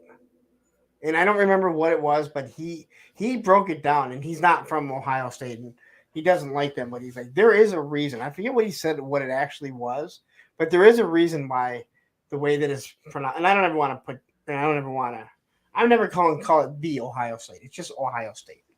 But also the difference between us and like Ohio is like they won't even say the word Michigan. No, Yeah, they say up north. yeah, up north. You mean the UP? But we have Wolverines and Spartans, and they have a buckeye? Like, what's scary about a buckeye? I don't know what a buckeye is. It's a nut. Oh, and they're so proud to dot that I. Like they're so proud of that one tuba player that gets to dot the I. Like, They're just happy to have somebody that can spell Ohio in the band, I guess, apparently. I don't know. oh my gosh. Anyway. Yeah, if you're a Michigan Ohio State fan, this is just normal crap talk back and forth. It's one of the best rivalries in college football because part of it is a lot of those Michigan players come from Ohio. You know what? But you know that's what's funny. No Michigan player goes to Ohio State, but No, that's not so many. No, that's not true. When Rich Rod was coach, he lost a couple kids. Okay, well, that went to Ohio. We don't talk about that. Okay.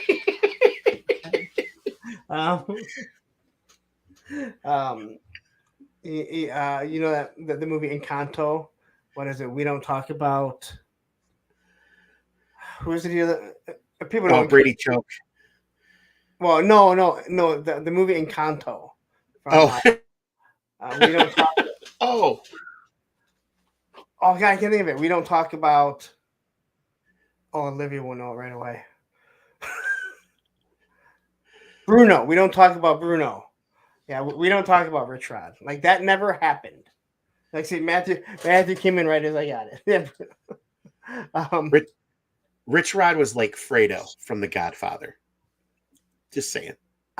Yeah, so I'm not going to get into sports because I know a lot of people will be like, I'm out. But I will say this.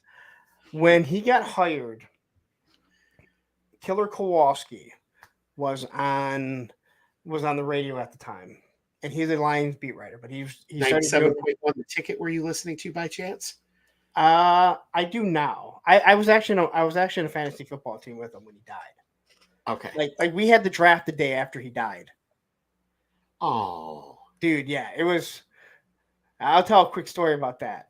But anyway, he's on the radio and he's like, when he found out, and Sean Belizean, that's who actually ran the fantasy football.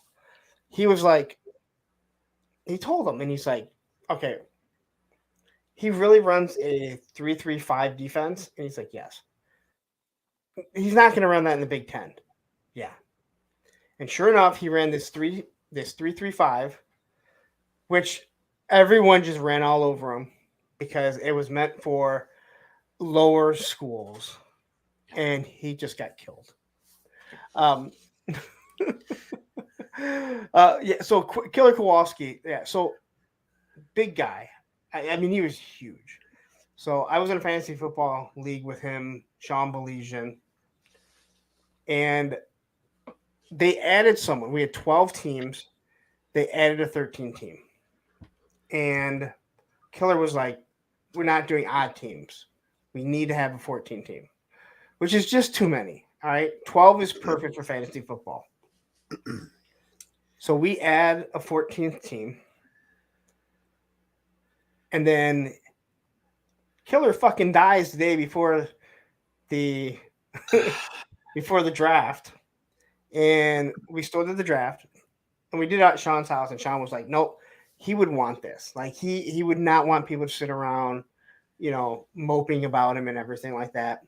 And I just remember going, can you believe that fucker? He had to have that 14 team so we'd be even, and then he fucking dies the day before, and we're back down to 13. And everyone's dying laughing. I'm like, motherfucker. He was such a good guy, yeah. He was, because they were on 11:30. Yep. Oh, the fan. Love the fan. They were on the fan. That was before the fan went under. Yes. So that's Stoney and Wojo and Stoney and Wojo and Jamie and Greg. Yeah, Jamie and Greg. Love that show. Yes, Jamie and Greg, and then they had this might be relative to a lot of for people to understand. Greg Brady was their update guy, and Greg Henson's whole thing always was, uh, um, you start a Henson over a Brady any day, because the big battle was Drew Henson or Tom Brady after the '97, and people tend to forget that as great as Tom Brady is, he wasn't even the starter at Michigan. He was known as the comeback kid because Drew Henson, who got the starting, was pretty much promised it. Yep. And if you want to know how bad the Michigan rival with Ohio State is, he always wanted to play baseball. So Jordan Steinbrenner, who is an Ohio State fan, told the coach at the time, who was that would have been John Cooper. Yes, John Cooper, who couldn't beat Michigan. He told them, he goes, he will never play again for Michigan. And he went and drafted him for the Yankees, threw a shit ton of money at him because money didn't matter. But the agreement was that he couldn't play for Michigan. Or he couldn't play college football. He had to come and play the minor leagues. So he gave up his college football career. And Michigan never really got to see what probably would have been their greatest quarterback of all time, because that guy was so talented. But that is enough. And he sucked at baseball and never really made it to the pros. And then he tried to come back to football and didn't make it. And Tom Brady won, 6, 7 Super Bowls? 7 now. Yeah. But that is all the football talk we'll talk, because you guys are like, all right, go start a Michigan podcast. But to let you guys understand us Michigan folks, so if you think that toy groups can be toxic, to Michigan sports radio, and these toy groups have nothing on any of us. And I'll say this, because I used to run the WDFN sports message board, and then I started my own right when they went under. So I had started Rob Inchhood because if anyone remembers Brandon Inge, there were people that defended him to the T, even though he sucked. And one day, one of the guys on the radio said, dude, he's like Robin Hood. People think he can do no wrong. And then he's like, yeah, it's Robin Hood. And I took that and I created a sports message board. So I got to know a lot of these guys. So when I talk about like getting to know people and understanding like the reason why you don't ask about Hooded Cobra Commander over and over and over and over, they're not going to answer it. Like people get mad at like the guys like the beat reporters, especially when the Lions are bad. Why don't you ask the Fords why they won't sell the team? Well, because first off, they're not going to, and they're not going to answer that. And what's going to happen? You're going to lose all your access. So I've applied that to when I talk to people that are in the industry or whatever. You don't go after them knowing, again, we know why we're not going to get Hooded Cobra Commander. Why would I pester Lenny to the point where he gets to the point where he goes, you know what? I'm not talking to you anymore. And that type of thing is, he can't answer the freaking question because it wasn't his decision. Yes. So if you want to ask that question, go on Hasbro's investor call, wait in line, and then ask Chris Cox or the rest of them, excuse me, I have a question for you about your G.I. Joe line. Can you tell me why we don't have a Hooded Cobra Commander? Because I think it can improve your stock price tremendously. And see how long that lasts. But that's how I watching and talking to these guys in the sports and seeing how callers act. Of course, everyone acts really tough when they're calling into the sports guys, aren't actually talking to the athletes and stuff. That's how I've learned, like, adapted to when I talk to people here. Like, all right, you don't ask questions that people already know the answer to, and you know they're not going to answer or they can't answer. Now, a lot of people will say, well, then what's the use? But sometimes it's better to get some information than none at all. And again, I'm not for the whole like, all right, Hasbro, here's the question I'm going to ask. I don't think I would want to do something like that, because if you're not going to answer anything that you didn't already tell us, it's a waste of everyone's time. At least for what I'm doing, you know. And I think we all have to look. Hasbro is in the business to make money. That is their whole goal. That's what any company's goal is. And no matter what marketing slogan they try to give us, you know, Hasbro Pulse, whatever, fans come first. Look, they make product to sell to retailers. That's where they get their bread and butter. That's where they make their money. The retailers sell it to us. They just want to sell product, have us buy it, and that's it. That's what they care about. It's not a charity. They're not our friends. I'll be honest with you, they probably don't give a shit about what we really care about. You have designers and folks on that team that care, and I think we've seen that with the Joe team especially. But like the Marvel team or Star Wars, their hands are tied because they have other people telling them, this is what you're going to do, make it work. So, you know, it's I get why people get upset about it, but man, I don't know what to tell you. It's not going to change, and unless you don't want to buy it anymore, and then it will just go away because that's what happened to Joe before, and it will happen again. Yeah, and again, we're kind of off topic, but you have Sorry. you have to be realistic when you like when you see something you don't like, and I don't care what this is. Like people were mad. A perfect example. People were mad that Dodge is getting rid of the Charger. They brought that all electric Charger out and they put speakers on it to make it sound like an engine and be really loud. And people were making fun of it. The problem is the government says because electric vehicles don't make noise, you have to make some sort of noise, right? I guarantee you, not one person in with the big three said, "You know what we want? Electric cars." They all want gas cars, but the government has told them. But then people are mad at them. Oh, look at these electric cars. Now, don't get me wrong. I don't understand why electric cars had to be ugly for so long. Like you can't design them aerodynamic. Like I don't understand why they were so ugly. Tesla pretty much said, "Look, you don't have to make an ugly one. You can make something that's stylish." But no, it's things like that. You have to take yourself out of a place and look at it from someone else's point of view. Doesn't mean you have to agree with it. And that's I think last Saturday, Yeah, when you and highly articulated were kind of going back and forth, and I was like, "Well, I think what Ryan is trying to say is this. Not saying he agrees with it, just saying this is, and I think the moment you try and speak on behalf of someone else or what you might know, they just automatically assume that, oh, you're a shill. You're just towing the company line. And it's like, no, I'm just trying to tell you how this is corporate America. Hate to break the news to you. These layoffs suck, but there's a lot of layoffs going on in all of corporate America.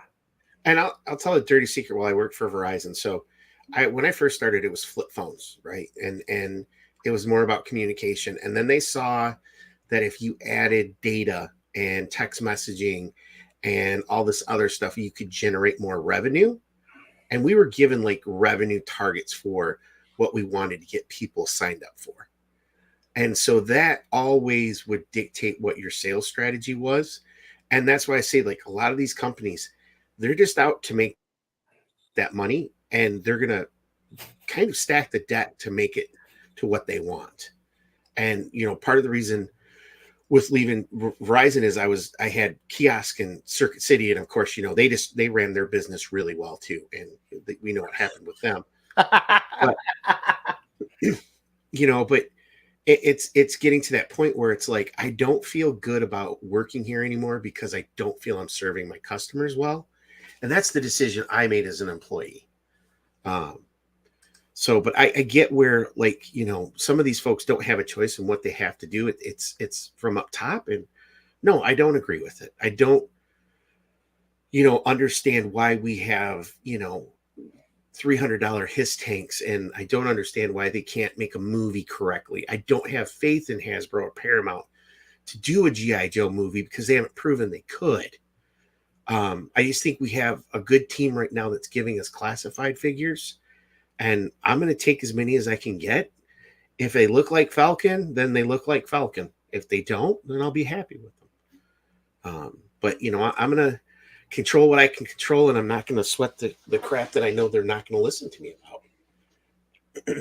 Yeah, like I said, I mean, I don't really. I mean, I would be more than happy to do another show to discuss it because I think there's a lot. Sorry, get off my soapbox. No, but that's that's part of who I am, because if we're going back to what's got me to this point, so I went through the 4-inch Joes, and I went through people saying, hey, these are ending up at Ross, and this is trouble for this line. And we're like, no, they're selling so many of them, and then all of a sudden it was gone. And it was Fun Pub and really bad repaints of figures and overpaying for vehicles. I mean, at one of the conventions, I think they had a $250 Tiger Force Thunderhawk, or whatever, the newer version of the Tomahawk. Yes. And it's like, why does it cost so much? But that's just how it was. And then we had nothing. So, no, I don't think you're in your soapbox at all. I think this is something. I mean, I would love to do a panel with people to talk about this, because I think I've mentioned this numerous times. There are a lot of smart guys out there right now that are passing a false narrative when it comes to Hasbro and corporations. And what I mean by that is, yes, they're not lying about the information, but they're omitting a lot of other information. And these are smart people that know exactly what they're doing, and they know that they're omitting certain things. And again, yeah, Hasbro has all these 6-inch figures. Hasbro doesn't make their money off. I mean, I'm not saying they don't make any money off the collectors. They obviously do. Or they wouldn't have Hasbro Pulse. They wouldn't do events. But look at their board games: Magic the Gathering, Dungeons and Dragons. They do have, contrary to what some people try and tell you, they do have toys for kids. They're just not these collectibles. Yeah. Nerf. Yeah. Go to Walmart and look how big the Nerf aisle is. That tells you where the bread and butter is. Yeah. But I will say this, and then I'll step off my soapbox. I am getting so sick and tired, though, of the Hasbro marketing. Don't tell me you're doing windowless packages because it's good for the environment. It saved you money. And I don't care that it saved you money. If you want to say, hey, the cost of plastics are going up, we're being charged more from our retailers because they want, 45% margins on these toys. But don't tell me it's good for the environment. We're going to plant more trees, because I'm just going to call BS on that. You know what? That goes back to, that goes to me when I would see people in the gym that would say they're not on steroids. And I go, listen, I don't give a fuck if you are. Just don't fucking lie to me. Don't tell me you're not on steroids when 6 months ago you were smaller than me asking me for help. And now I'm looking at you and you're twice my size and you have acne all over it. I don't care that you do steroids. Just don't lie to me about it. Look, Luke Skywalker, Power of the Force. I know you're on juice because I had the original figure, damn it. That's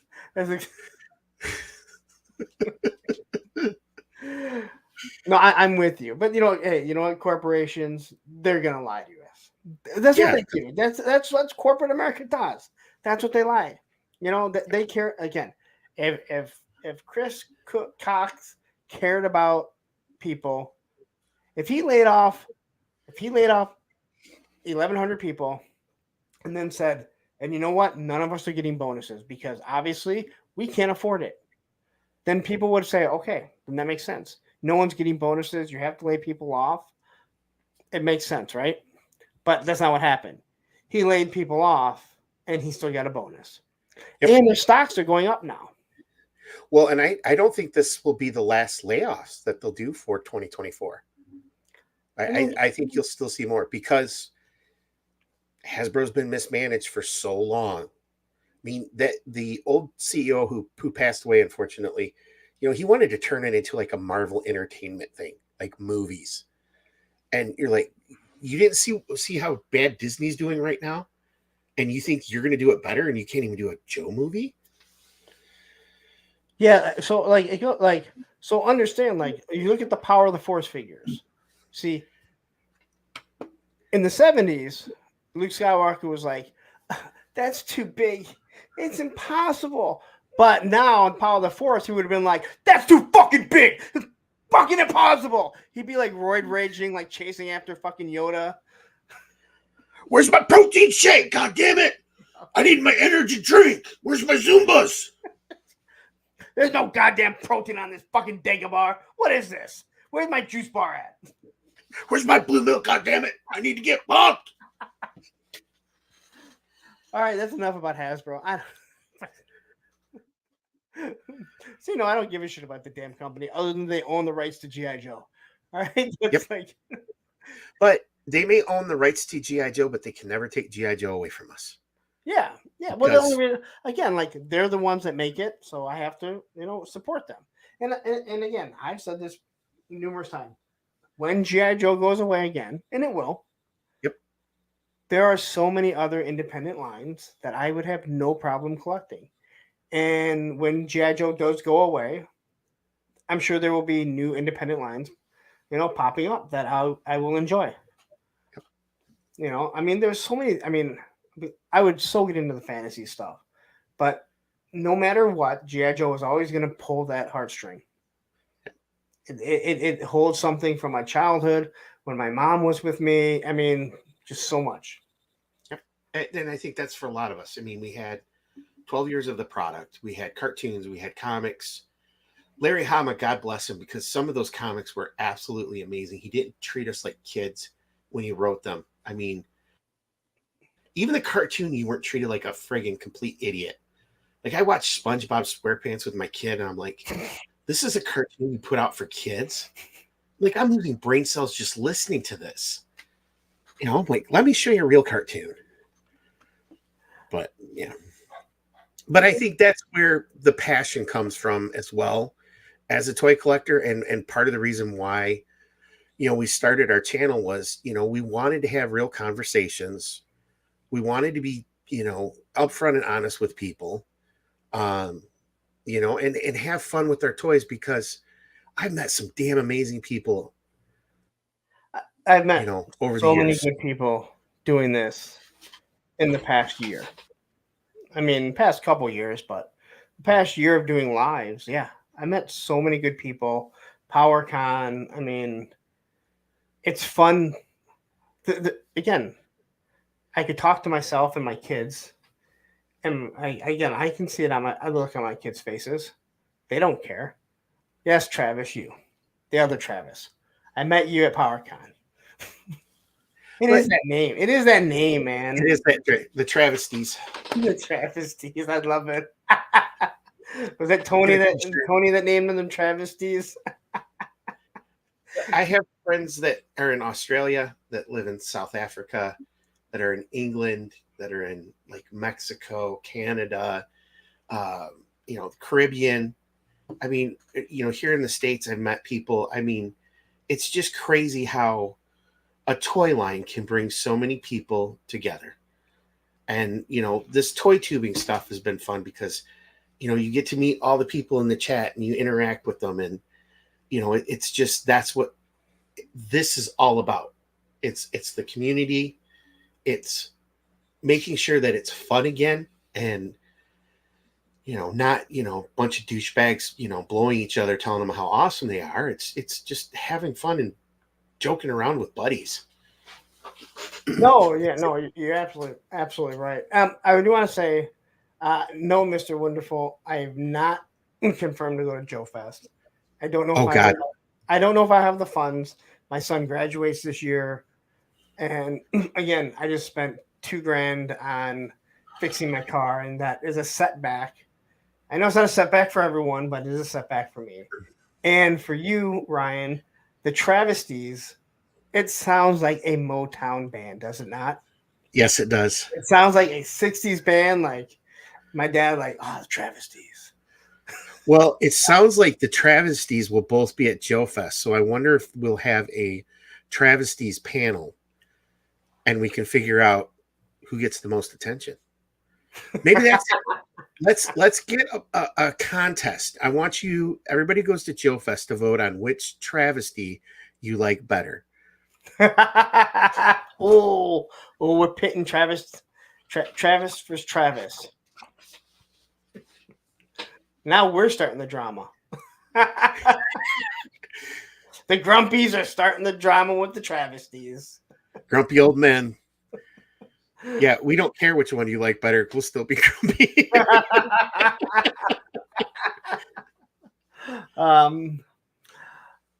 Yeah.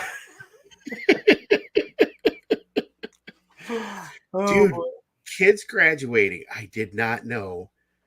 I thought they would get cheaper the older they got, but they don't get cheaper. It gets more expensive.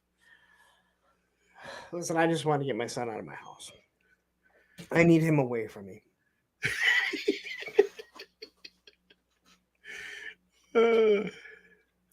He wanted to go to Saginaw Valley, which is about 2 hours away. Yep. It's a good distance. Now he's trying to, now he's not sure if that has what he wants. So now he's thinking Oakland. So him and his mom are looking at Oakland. And I'm like, that's not far enough away. He could live here still and drive there. It's not far enough away. He needs to be on campus. He needs to be on campus. SVSU is a nice campus. It is beautiful because that's the only place we went, and he's like, I want to go here. I was shocked. I was expecting it to look like the rest of Saginaw. No. And there's a nice toy store right down the street. Yes, they do. Right down the street. I went in there. I'm like, oh, that's gonna be cool when we come visit. Yep. A lot of stuff there. And good prices too. I don't remember the name of it, but it's just on the way to Target. That's what I remember. It's right down into downtown Saginaw. All right, so being off topic, but hey, that's how things go with this channel. Where do you see yourself going when it comes to collecting?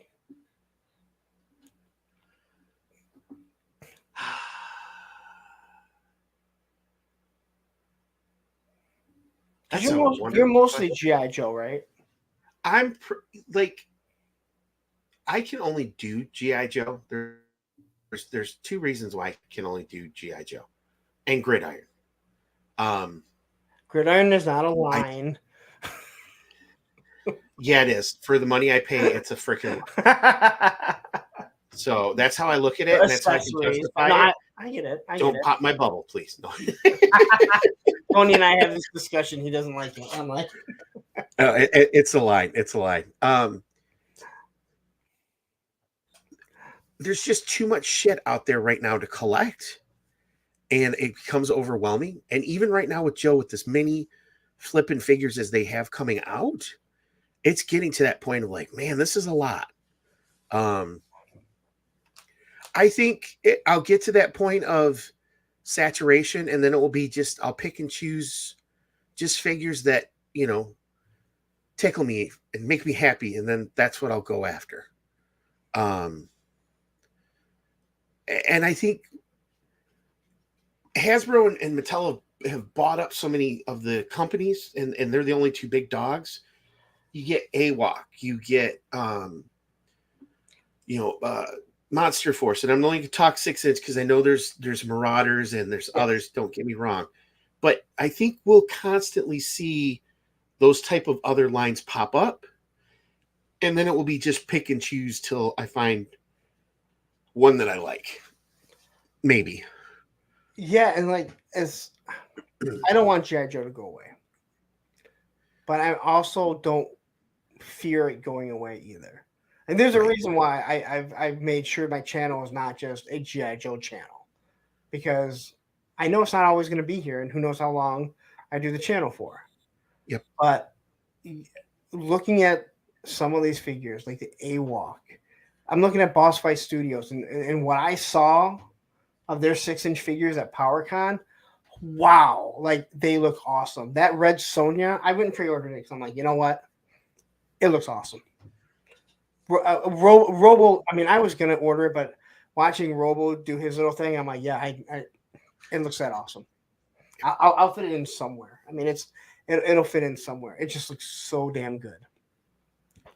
And again, as long as there's someone that's doing something Like you look at Monster Force, it looks like they're in for the long haul.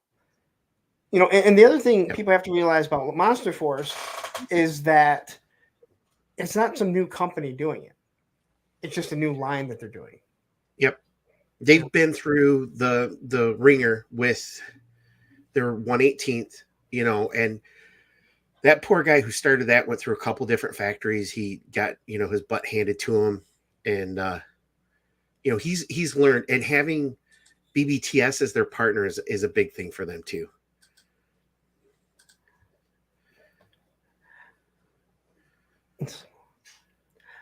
You know, man, yeah, Four Horsemen. Again, if you want a line that's, you know, if you want a company to buy, you know, there's the Four Horsemen stuff. And you know what you're never going to get when you get a Four Horsemen? You're never going to look at it and go, oh, this paint sucks. You know, I mean, I bought a few. I might complain about the glow in the dark because it's not as good as it's supposed to be. But again, if you have this, I'm sorry, if you have the $15 Scare Glow, you know, from the Motu Origins, you're gonna be like, every glow in the dark sucks, because I don't know how they can make a glow in the dark so good for $15. And Super 7 does a glow in the dark, and they're like, we got to charge you an extra $10, and you're like, really? Because that one was a total of $15. Because Mattel has better factories and they've done it longer and they know how to do it. Yeah, but And, that thing like fucking lights up it like lights up my kitchen when I turn the lights off. It's but so Brian, awesome. and I don't mean to pick on Brian Flynn, but when he's told us like, okay, oh man, I bought so much glow in the dark, you know, this powder that it's caused the price to spike on it, and these things are going to glow and do this, and I've seen them like they don't glow, and it's just hard. Yeah, well, I told you that Snake Eyes with the Blind Woodsman.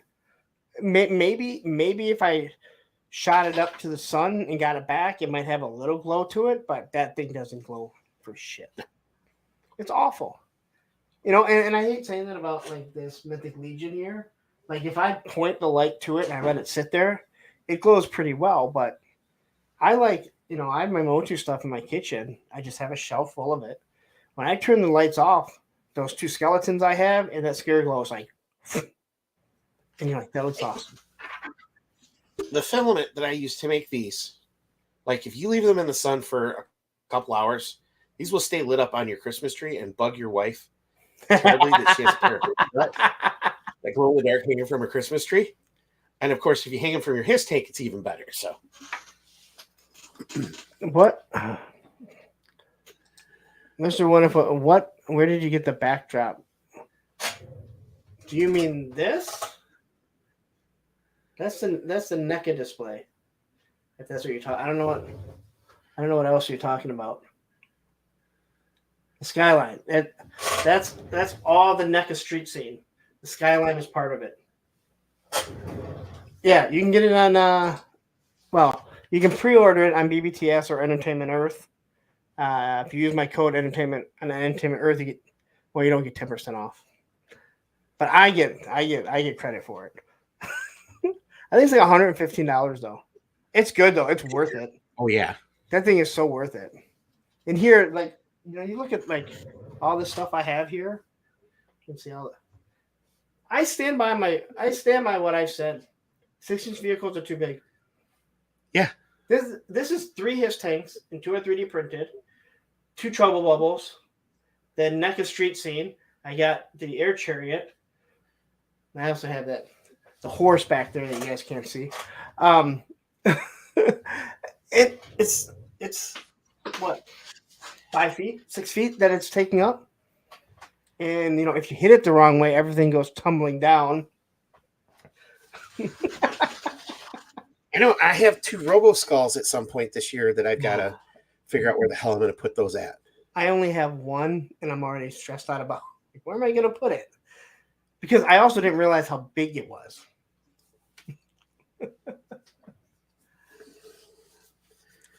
So I agree that I don't agree because I've seen what people are buying. I agree that my house is too small. I don't know. I said it. I might have said it in private to someone. I might have to do a. I might have to do another video saying how I was wrong about 6-inch vehicles not working because they're going to produce them. Yeah, but I think right now Joe is. I think everything happens at a perfect time when it's successful. Real eye opening and amazing thought process there, right?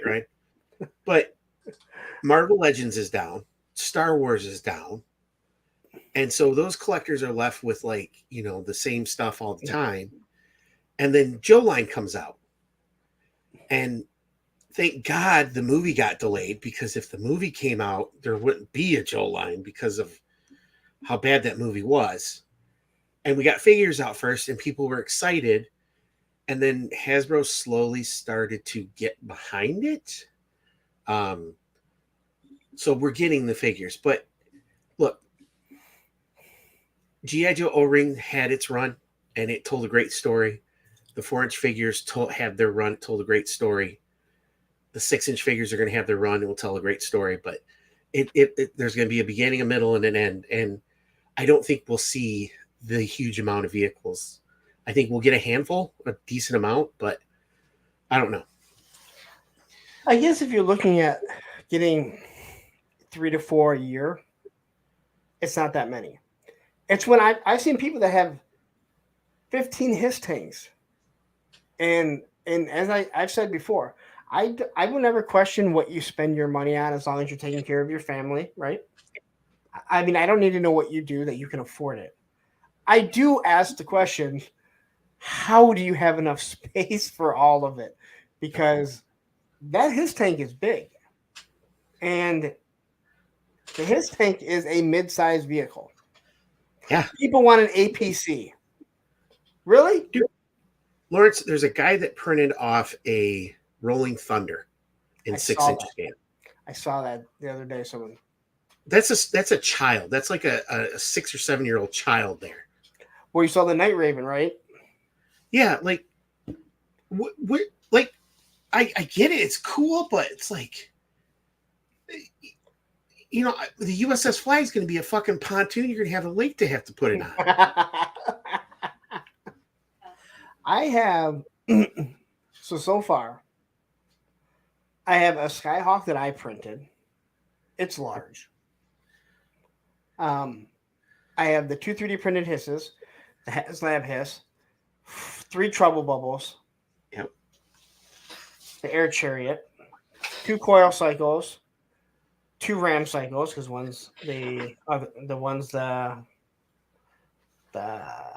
Tiger Force, 2 3D mech hisses. I need that. I have a polar bear. I have the Fortnite boat. I have the water sled for Cobra. Oh, I have the Dreadnok bike, which is way too big. Steve's toy sucks. And then I have multiple other things for background. Now, background I have no problem with. Background, in my opinion, that's what enhances it. This NECA street scene, stuff like that. You do a computer room, awesome. Yep. One of the reasons why I said I think a perfect HasLab for G.I. Joe would be not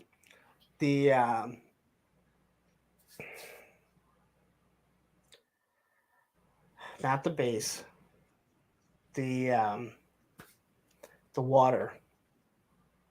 Oh, the tactical battle platform. Tactical battle platform, because you could make it with long legs, and then it actually becomes just a table that you can put it somewhere, and then you could have the tiers be like a Skyhawk, a Devilfish. That there would be a platform that you could have underneath it, so it doesn't have to sit on the floor. But you could make it the height of a small table, and it just sits there.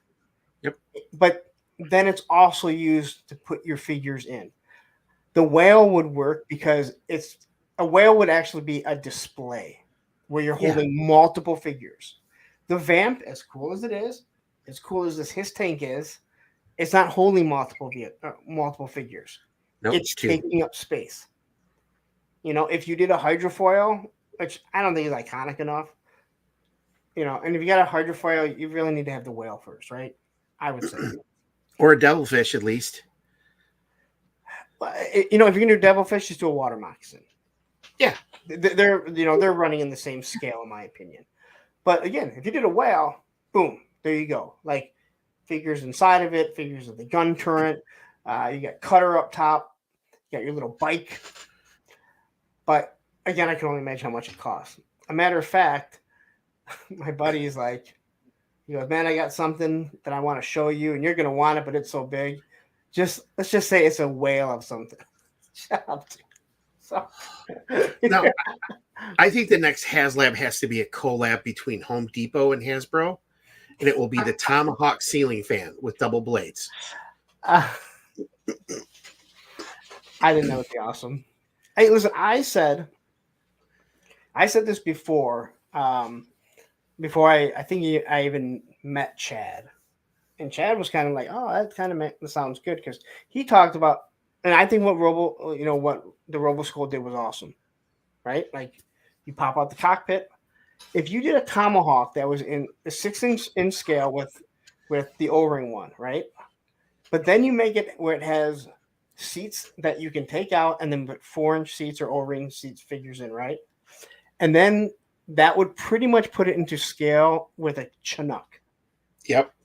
So you would have roughly a 4-inch Chinook in scale, or you have a 6-inch Tomahawk.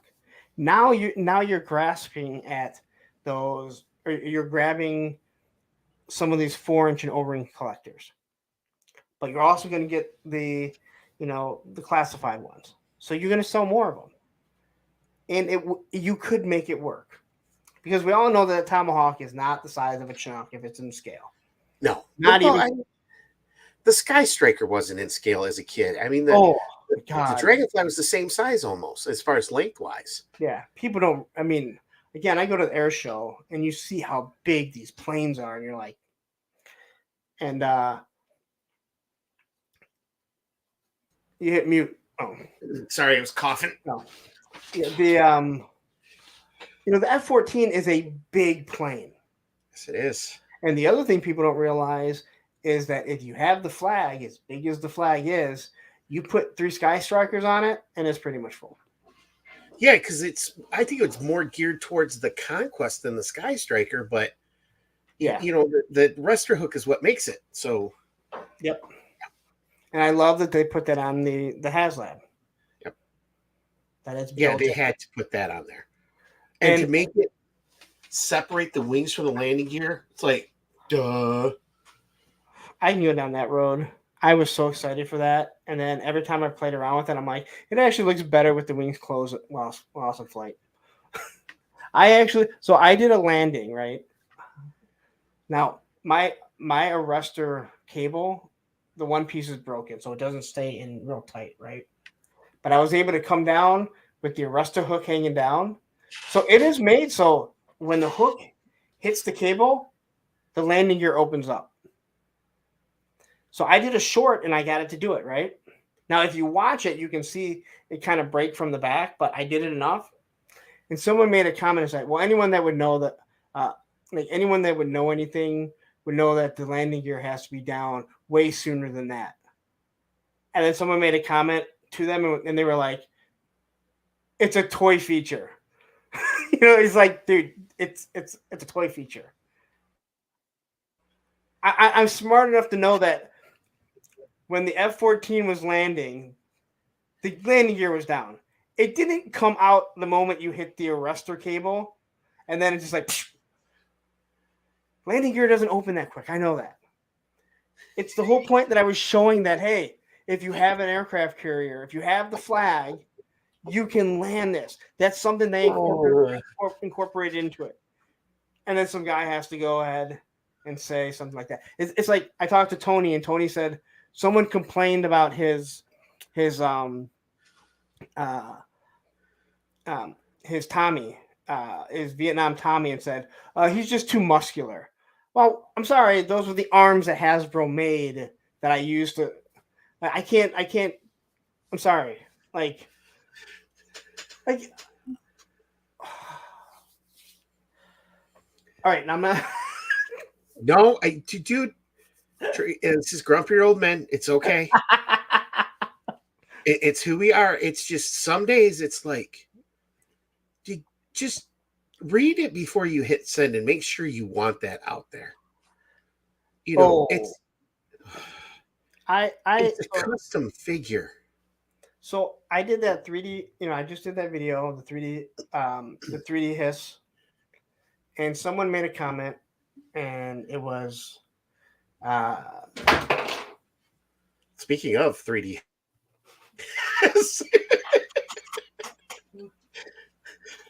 that must have been the trooper that made the comment.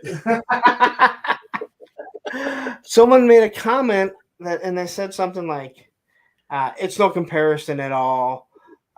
It's no comparison at all, and you'd probably be paying just as much for a 3D printed one as a regular one." And I wrote, I wasn't really comparing it. I was just showing the two. And I said, and what you said, I wonder if you even watched the video.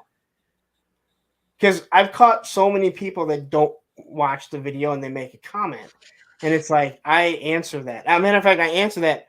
I talk about that early on. I know my videos can go kind of long, but there are some things that are like, it said right there. Like right in the beginning, I discuss it.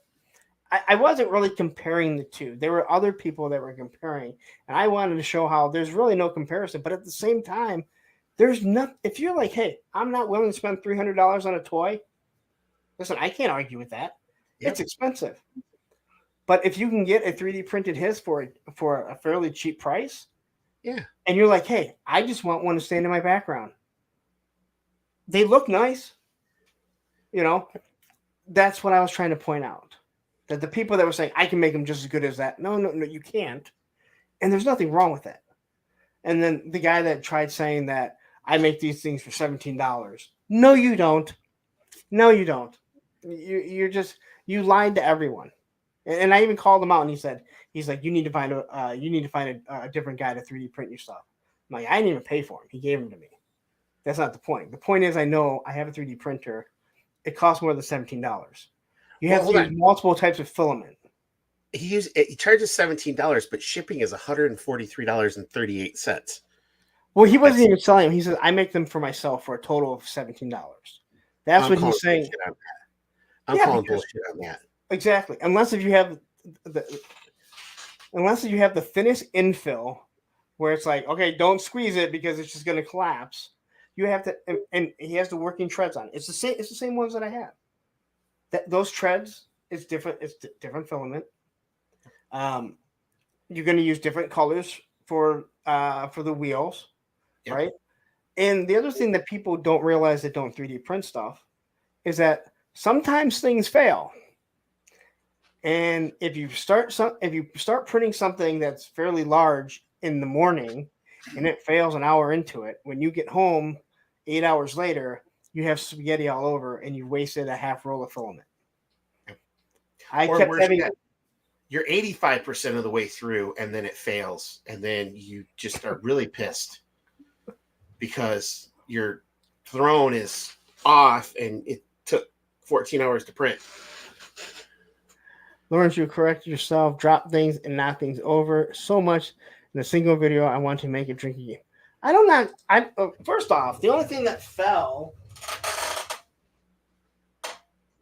How the fuck did he fall? It's actually this and one. I don't even know how he fell. Oh well. Okay, let me explain something, guys. Let me explain something. First off, I put the table here, and you can see the table sticks out. And I was sitting far out trying to show all those.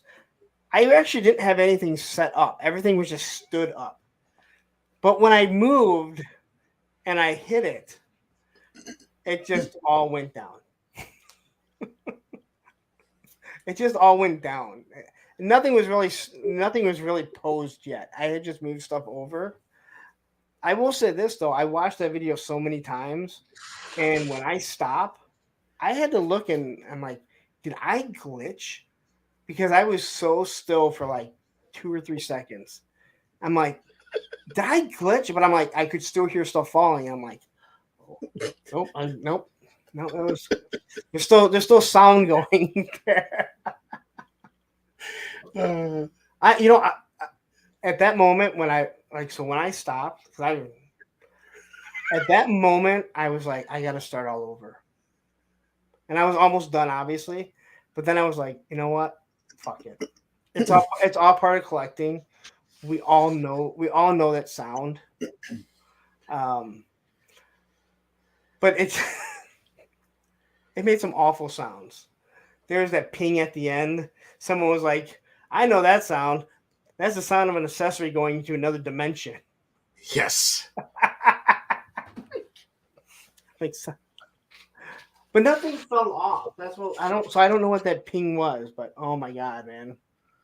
Um, but yeah, that was during that second.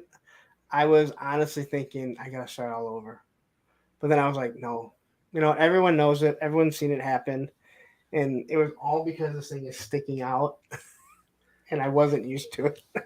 I bump into stuff with my chair all the time, and it's like, you're like, damn it, I got to reset that up again. There's nothing worse than at night hearing the fall, but I have to wonder, is it my stuff or is it my kid's stuff? Ooh. And then I'll hear him go, fuck. And I'm like, oh, it's his. Okay, good. I don't have to worry about it then. That's awesome.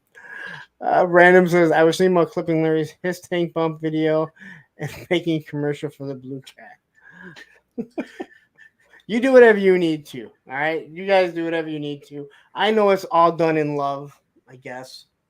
Although some of them, I'll tell you what, man, Random, you send some mean stuff over. Like Larry loves Ohio, stuff like that. This is mean. It hurts me. Like, I can only imagine the things you're sending to other people about me. He sent me one. He goes, I made this one the other day. And it's that guy looking back. And it says, Larry's car, Ohio.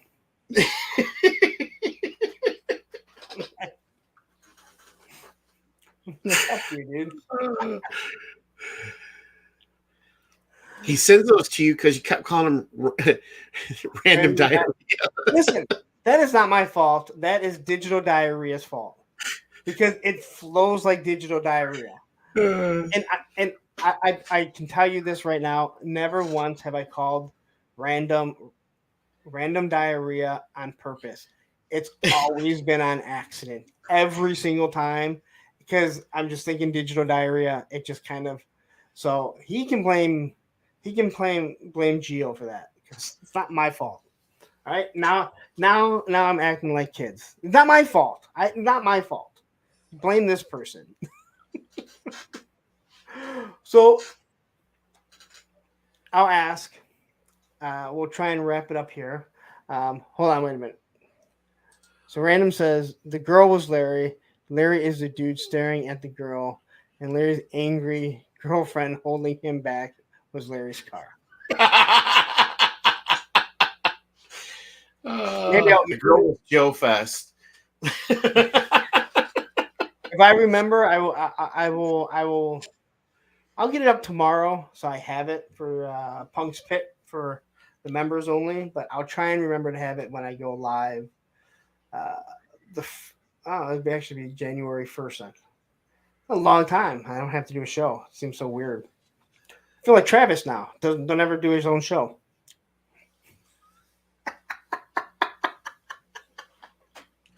I saw Travis had Mega J on. I turned in Wednesday, and he gives me grief because I don't watch like I used to, and he's not on. I'm like, what the hell?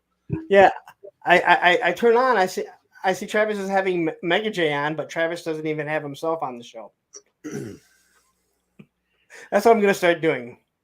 Monday Night Toy Ramblings live without me, and it's just gonna be a seat, just a chair. I'm gonna go on the chat. I'm here, guys. Roman may show up every now and Oh boy.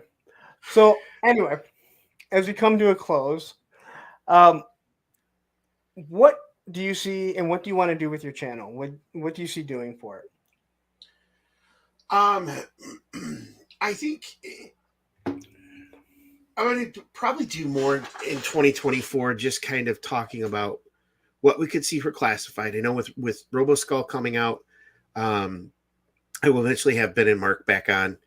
But I think we're going to do some more custom stuff, and just more, just talking about the good things with toy collecting and having fun. I want to continue to call out and celebrate some of the folks that are doing some great work in the community, whether it's Leanne, whether it's Payne's Toy Samples. Leanne, That you're guy. not allowed to go on with anyone before me. I've been bugging you now for quite some time. Anyway, I'm sorry. Go on. That's okay. But it's Payne's. It's ridiculous that he doesn't have more subs. It's just absolutely ridiculous. But it's because he doesn't. He only does lives, and lives people do not subscribe. I don't understand it, but lives people do not subscribe. Right. But I'm with you 100%. It's just the lives are fun.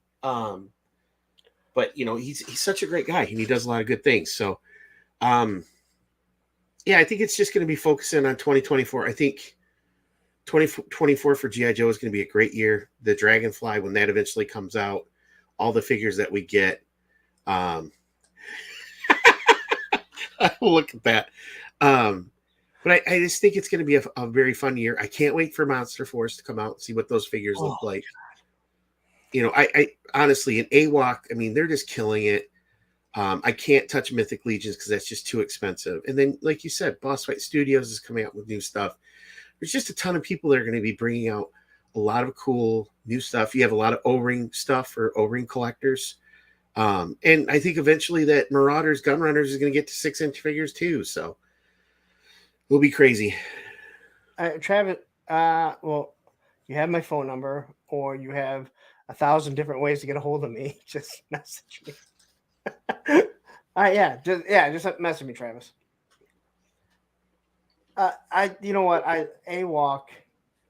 I said this on my reviews. You could give that figure to a kid, and that figure is not coming back broken in 5 minutes. If you give a classified to a kid, it's getting broken. I'm sorry. I know Lenny doesn't want to say that, but I'm sorry. There's too many things. If you give a Valaverse to a kid, I don't think it's going to last very long. Mythic Legions, good luck.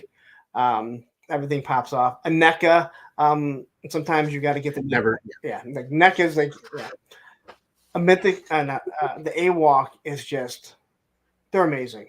They are so well made. Thane is the modern version of the LJN wrestling figure. He's not only an action figure, he's home defense. And he can take out people easily.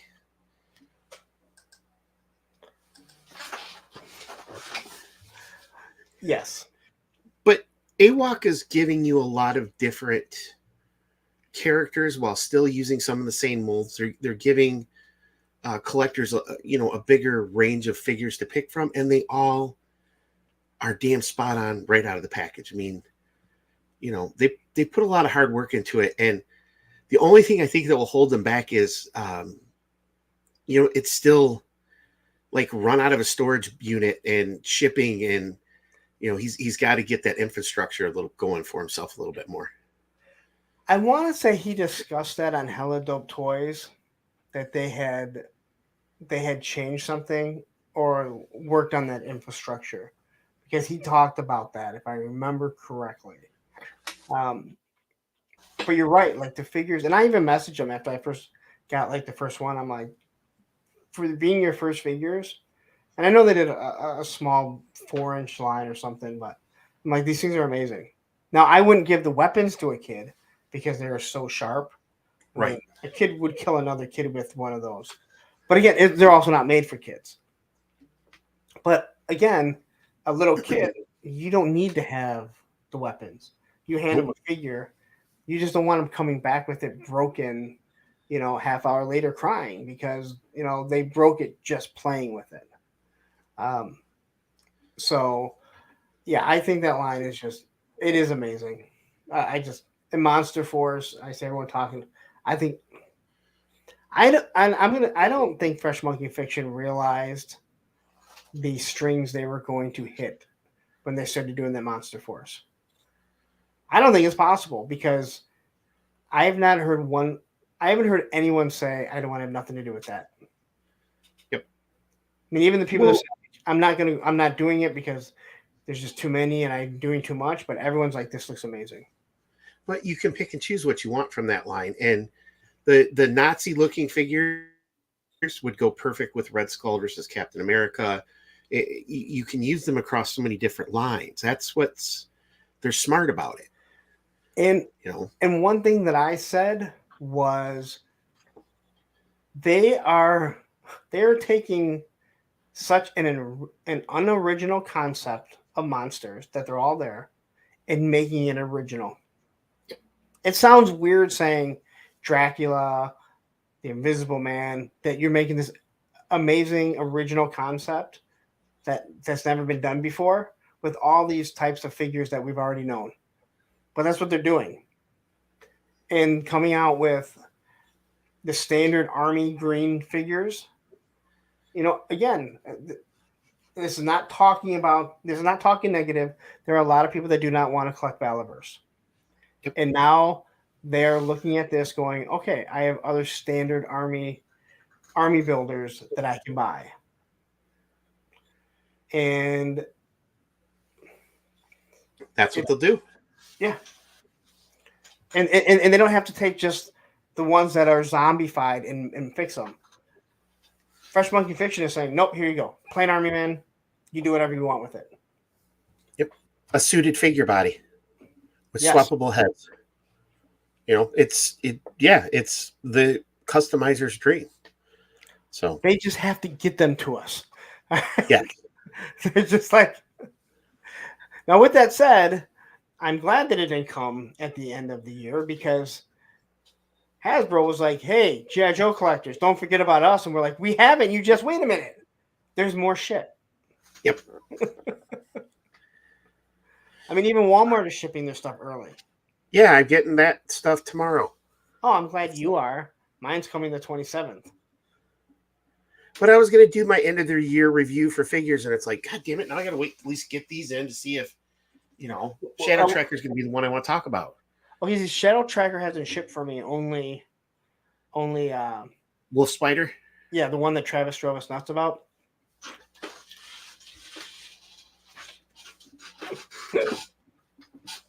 Love you, Travis, but you know how to drive people nuts. Yeah, that's the only one that shipped. They were both preparing to ship, and then Shadow Tracker just stayed where at Walmart. Yeah, mine both shipped, and I'm like, what? I thought these weren't till like February. Like, oh no, we're getting them early. I'm like, yeah, damn, okay. Yeah, and it's coming. What was it? Laser shipper service or some weird shit like that too. I had to look it up. I'm like, what is this place? I don't know. Yeah, I don't. Yeah, I'm not. All right, when it gets here, it gets here. All I know is I'll have enough time to cancel. I'll have enough time to cancel it from Hasbro Pulse if it comes in and looks good. But okay, so before we leave, here's something that I meant to. I gotta remember talking about this next time I go live. So both, so the shooter, she shipped from Walmart, but I won't until I get it in hand. I won't cancel from Pulse, right? Well, unfortunately, Pulse shipped it out before I got it.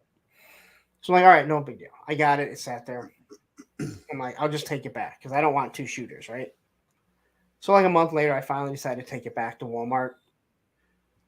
It's really easy. Do you know you can kind of just walk in there And you walk in there and they exchange your. It's really quick and easy. You don't even have to call them 100 times or nothing and get banned from Walmart.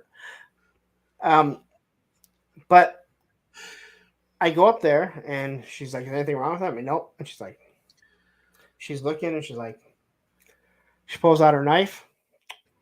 I go, "Are you actually opening that?" Yeah. I go, "I am so impressed." I go, I can't tell you how many people swap figures.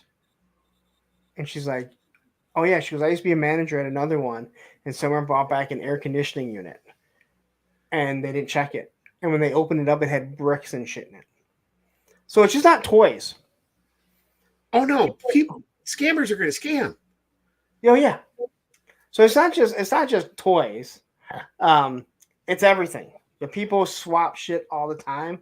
But I told her, I'm like, I'm so impressed that you are actually opening it up. She opened it up. She looked at the figure, looked at the box. I was like, I'm impressed because most people don't, I'm like, and I was explaining the whole situation. I'm like, hell, a lot of these with the window boxes, they don't even look at and care, and you look at it going, that's not even close to being the same figure. But So they don't care. I mean, they're probably making 10 or 12 bucks an hour and they don't get paid to care. So it's like, fuck it. I'm not yeah, going to argue with this person. yeah.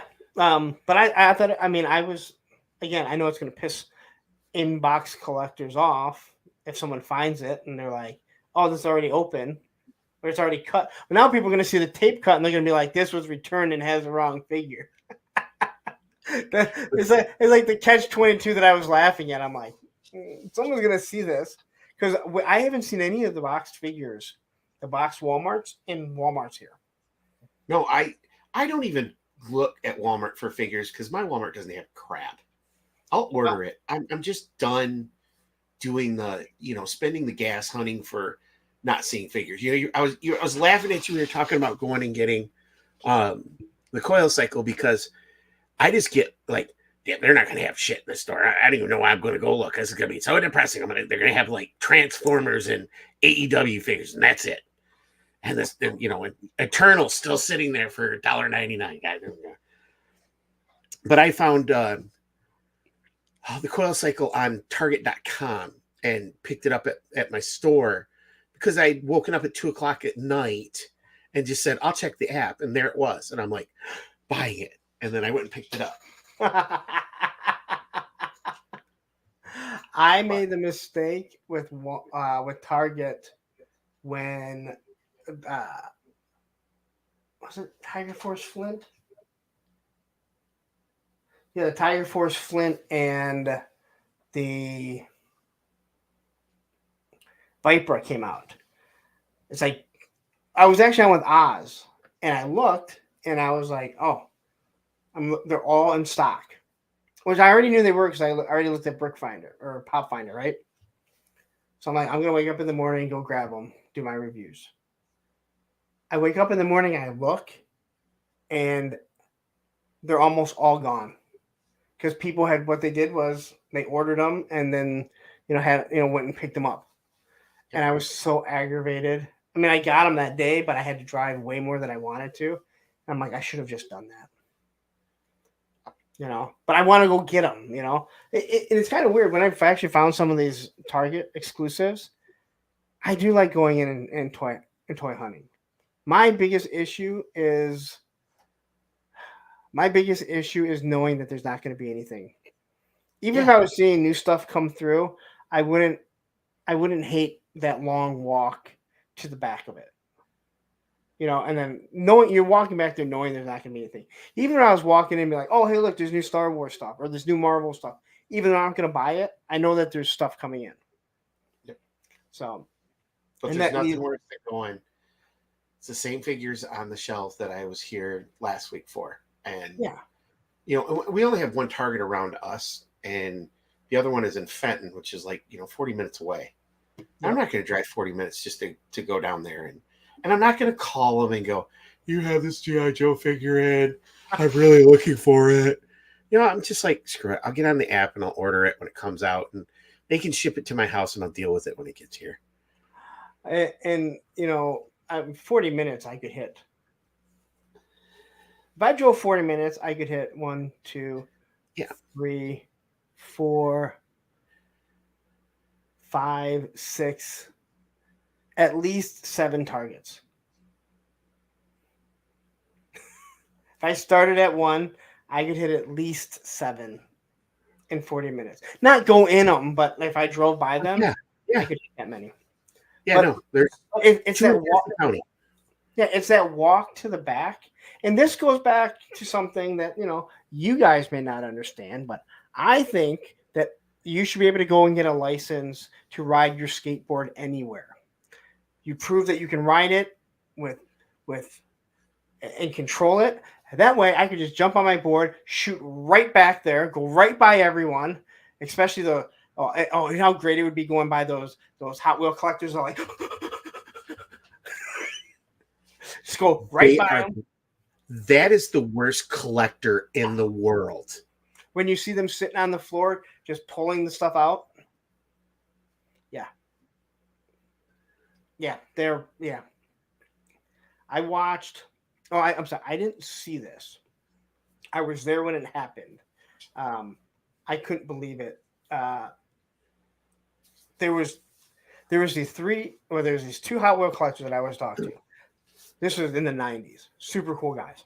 One guy was a firefighter, and he was built like a big brick fucking house. And then there were the scalpers, the dealers. And they were like, yeah, that's that guy so-and-so. I was like, yeah. They go, he fucking swiped he saw the car that he wanted, and he knocked it out of the firefighter's hands. So he knocked them all out, and then he grabbed it and ran up to the front to buy it. And he went up after him, and they're like, dude, he's like, he took the car from me. And they're like, sorry, he already paid for it. There's nothing we can really do, which is true. They really couldn't. And I was like, does that guy not care about his life? Like, the guy's huge, and he's a firefighter. I hope your house doesn't catch on fire, because you're going to lose all those Hot Wheels that you just stole. But yeah, I've seen some of them, and then one of the guys that I would talk to, they're like, I had asked, like, again, this was back in the 90s. I'm like, I go, where's so and so? But I haven't seen him in a while. And he goes, he died. I go, what? I go, yeah, we were hunting. He dropped dead in one of the aisles. Had a heart attack. I don't want to go that way. I do not want to go in the Target fucking toy aisle. All right. No. I'll be grabbing the one G.I. Joe that I've been looking for. And some asshole will take it out of my hand. As they're doing and swap the figure and return it. As Tony's doing CPR on me. And then Tony's going to be like, dude, I was going to take that. Yeah, he dropped dead in the fucking eye. I'm like, what? They're like, yeah, it was about 3 months ago. I mean, again, this was back in the 90s, so. But that was crazy too. They're like, yeah, he had health issues. I'm like, he wasn't the healthiest guy, but you don't expect to hear like, yeah, he just not in the actual aisle, but as he was coming out, they said he just dropped. Like, fuck, man. Dylan, when he was smaller, we'd go do our grocery shopping early in the morning on Sundays, so like around 8:30, because as a little kid, he had to get up ass crack of dawn, even on one of my days off. So we'd go grocery shopping, and we were at Kroger, and they have this big Hot Wheels dump, right? And they're $1. Like, you can get 5. And apparently he picked up a car that had a treasure hunt or something on it, and apparently that's like a yes. I've never seen a treasure hunt. I'd never either, and I didn't. But this guy's like bugging him about it. He's like, "Here, just take this one and give me that. That's a treasure hunt. You don't want to open those. You want to leave those in pay." And finally, I'm like, "Dude, leave my fucking kid alone. It's a toy." And he's like, "Yeah, but it's a treasure hunt. That's worth more." And so I'm like, "Okay." So I went and grabbed the same car that wasn't a treasure hunt, and I said, "Here, Dylan, we'll buy them both for you today, so you'll have one that's a collector's item." See, I love that. A matter of fact, I think it might have been. I think when I was on with Usual Mike, I couldn't remember the name of the treasure hunt. because I knew the name when I was going out in the '90s with these guys, or I'd see them, right? I didn't collect action figures. And I think when I was out with Usual Mike, and he said, "Yeah," he goes, "I was really into Hot Wheels," and he goes, "Yeah," and then like the treasure hunts. I'm like, "That's the name of it." It's that one. It had eluded me for years. I could not remember the name of it, and then as soon as he said it, I was like this big weight was lifted off my shoulders of not collecting, Hot Wheels or anything, but yeah, like. Oh, I don't know what I would do if someone would have been bugging my kid. Like I don't know. I would not have been that calm and cool about it. Well, he was an old dude. I mean, he's like, old man. And I'm like, it's a Hot Wheels toy. Like, for fuck's sakes. I took Dylan.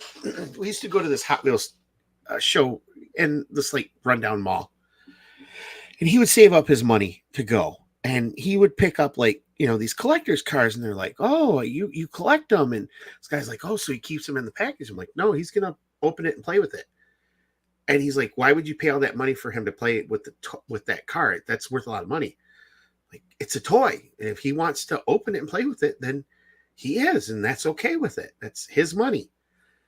And he just couldn't understand, like, you need to leave that in the package. And like, no, he doesn't. It's a toy. And he's going to do that. And you know what? As an adult, you may see something different. You know what I mean? But as an adult, I said, you know what? I'm not going to open the Mickey Mouse Cobra Commander. What did I do? I opened the Mickey Mouse Cobra Commander. And people have already said, I can't believe you opened that. And it's like, you know what? I'm not planning on selling it. And I wonder how many other people haven't opened it, and then in like 6 months when the retro card comes out, that ends up on eBay and they're like, $25 for the Mickey Mouse, and you're like, yeah, that's why I opened it. I don't think. I think it's because that's going to be the least produced figure that's going to be sitting on card. Yeah. Yeah, that's going to be the one that's sitting on card. I looked at it and I was just like, no, you know what? I need it. Someone made a comment on the video and I went, I didn't think about that. He goes, you know what really bothers me? That there's been one standard release Cobra Commander. Yeah. But 2 barbecues. Yeah. And I went, oh, I didn't even think about that. Because that Regal Cobra Commander, I don't even remember how I got that thing. Was that on Hasbro Pulse?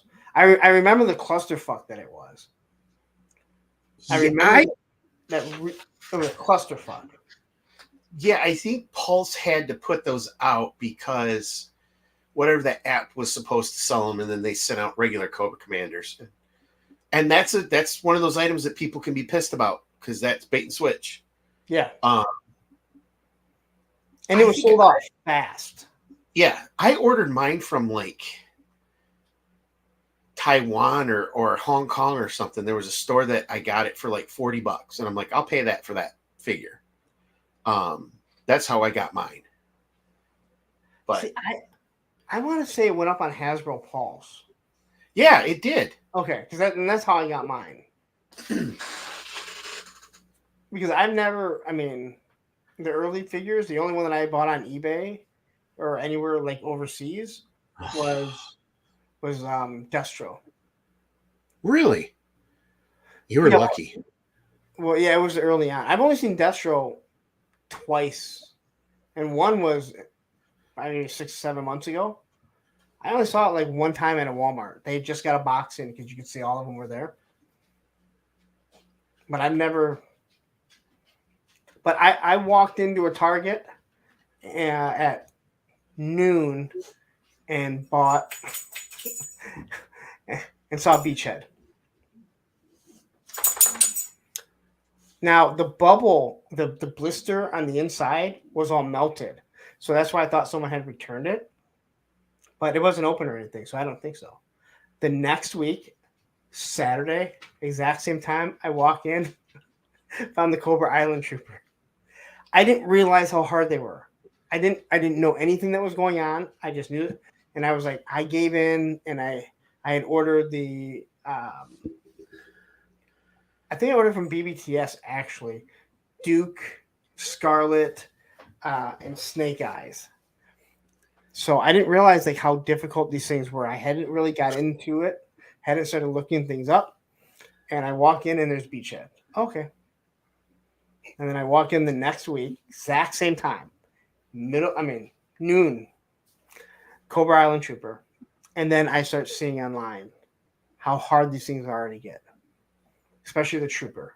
Like how hard, and I was like, oh wow. And then it kind of brought me back to when I was collecting before. And then I started realizing just how difficult certain toys are going to be. And again, Yep. the Baroness was the only one that I had a problem getting. But then when Hasbro made everything readily available, I got 3 Vipers the day they came out. But yeah, I was I paid 65 for Beachhead for Macari. I paid 125 for the Trooper oof. from eBay. I found Baroness for the regular price. Major Blood, I think the Viper I bought from Robot Kingdom or something. They had a 3-pack for like $100 for those or something. Okay. So I bought that, and then it took like they shipped it, and then like 3 or 4 days it hit Chicago, and it showed at the post office, and then it sat at the post office for a month. Oh.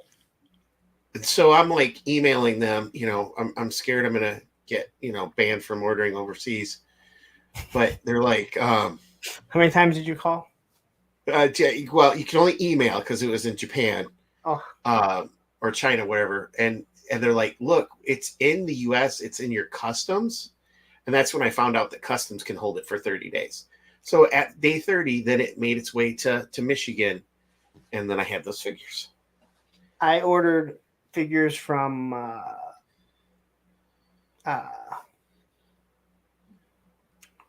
what's the place we were all ordering from overseas? Oh, the that one guy, Yes, Gary. Return of the Jedi or whatever the hell Yeah. he's called. Yeah, Return of the Nerd. So he shipped out the first ones that I ordered. The next day, the next ones went out. I got the first package in about 10 days. The other ones, you lose tracking on it, right? And finally, it hits the U.S. I'm like, where the fuck is this? It got stuck in customs. It came like a week or 2 later. So the whole point of getting it earlier, and you can't blame him. He did his job. He sent it out. Customs just decided to hold on to it, for no reason. And I'm just like, well, it kind of ruins it. The whole reason I paid extra was so I could review them and hopefully make the money on the back end. Those figures, I did not pay off for me. But it's one of those live and learn things when you're doing like reviews and stuff. Like you're gonna gamble. I decided that I was not going to pay the money to get Mutton Junkyard from the CMD store because it was going to be $63 to get it. Yep. And I'm like, I would have to make $20 off YouTube off of it just to bring it down to what the price is going to be. Of course, now I'm seeing it and I'm like, I wish I would have bought it because it looks so damn awesome. I mean, I'm getting it, it's coming. Right. But it's one of those things. It's like, I can wait now. I'm okay with waiting. I've done reviews. And if it's a figure I like, I'll do the review. But, there's so many people are doing better reviews than me, like you and Bobby B and, other folks that it's like, I don't want to do them anymore. It's just, they're time consuming and a hassle. And again, like I'm willing to pay the extra if I know that I'm going to make it, I'm going to make up some of it. But if I look at it and it's like, all right, so, if I look at it and it's just kind of like, well, I got to make $20 to bring it down to the regular price, or I get it for the regular price and I make $10 off of it, obviously I'm making out by waiting, right? Yep. Yeah, I didn't make as much off it, but I also didn't have to spend as much on it. Some of the other figures, yeah. The first figures that I bought from CMD store, Falcon and all those, did great. The second one, not so much. The reviews are it's a shaky proposition because you either get them early on and they do really well, or you'll get them when other people start, like when the normal shipping waves go out. Now people have had 3 weeks, 4 weeks, they haven't watched any reviews. Now yours is kind of fresh again. But the other thing is, YouTube just decides like, well, this is how much things are paying. Okay. There's no rhyme or reason for it. Females, I swear to God, every female figure you make less off of. I can look at what they're paying, and I'm just like, why is every female figure so much less?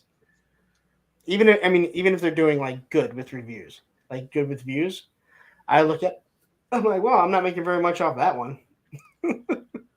So, well, we've gone almost 4 hours. Yes. You are officially the longest.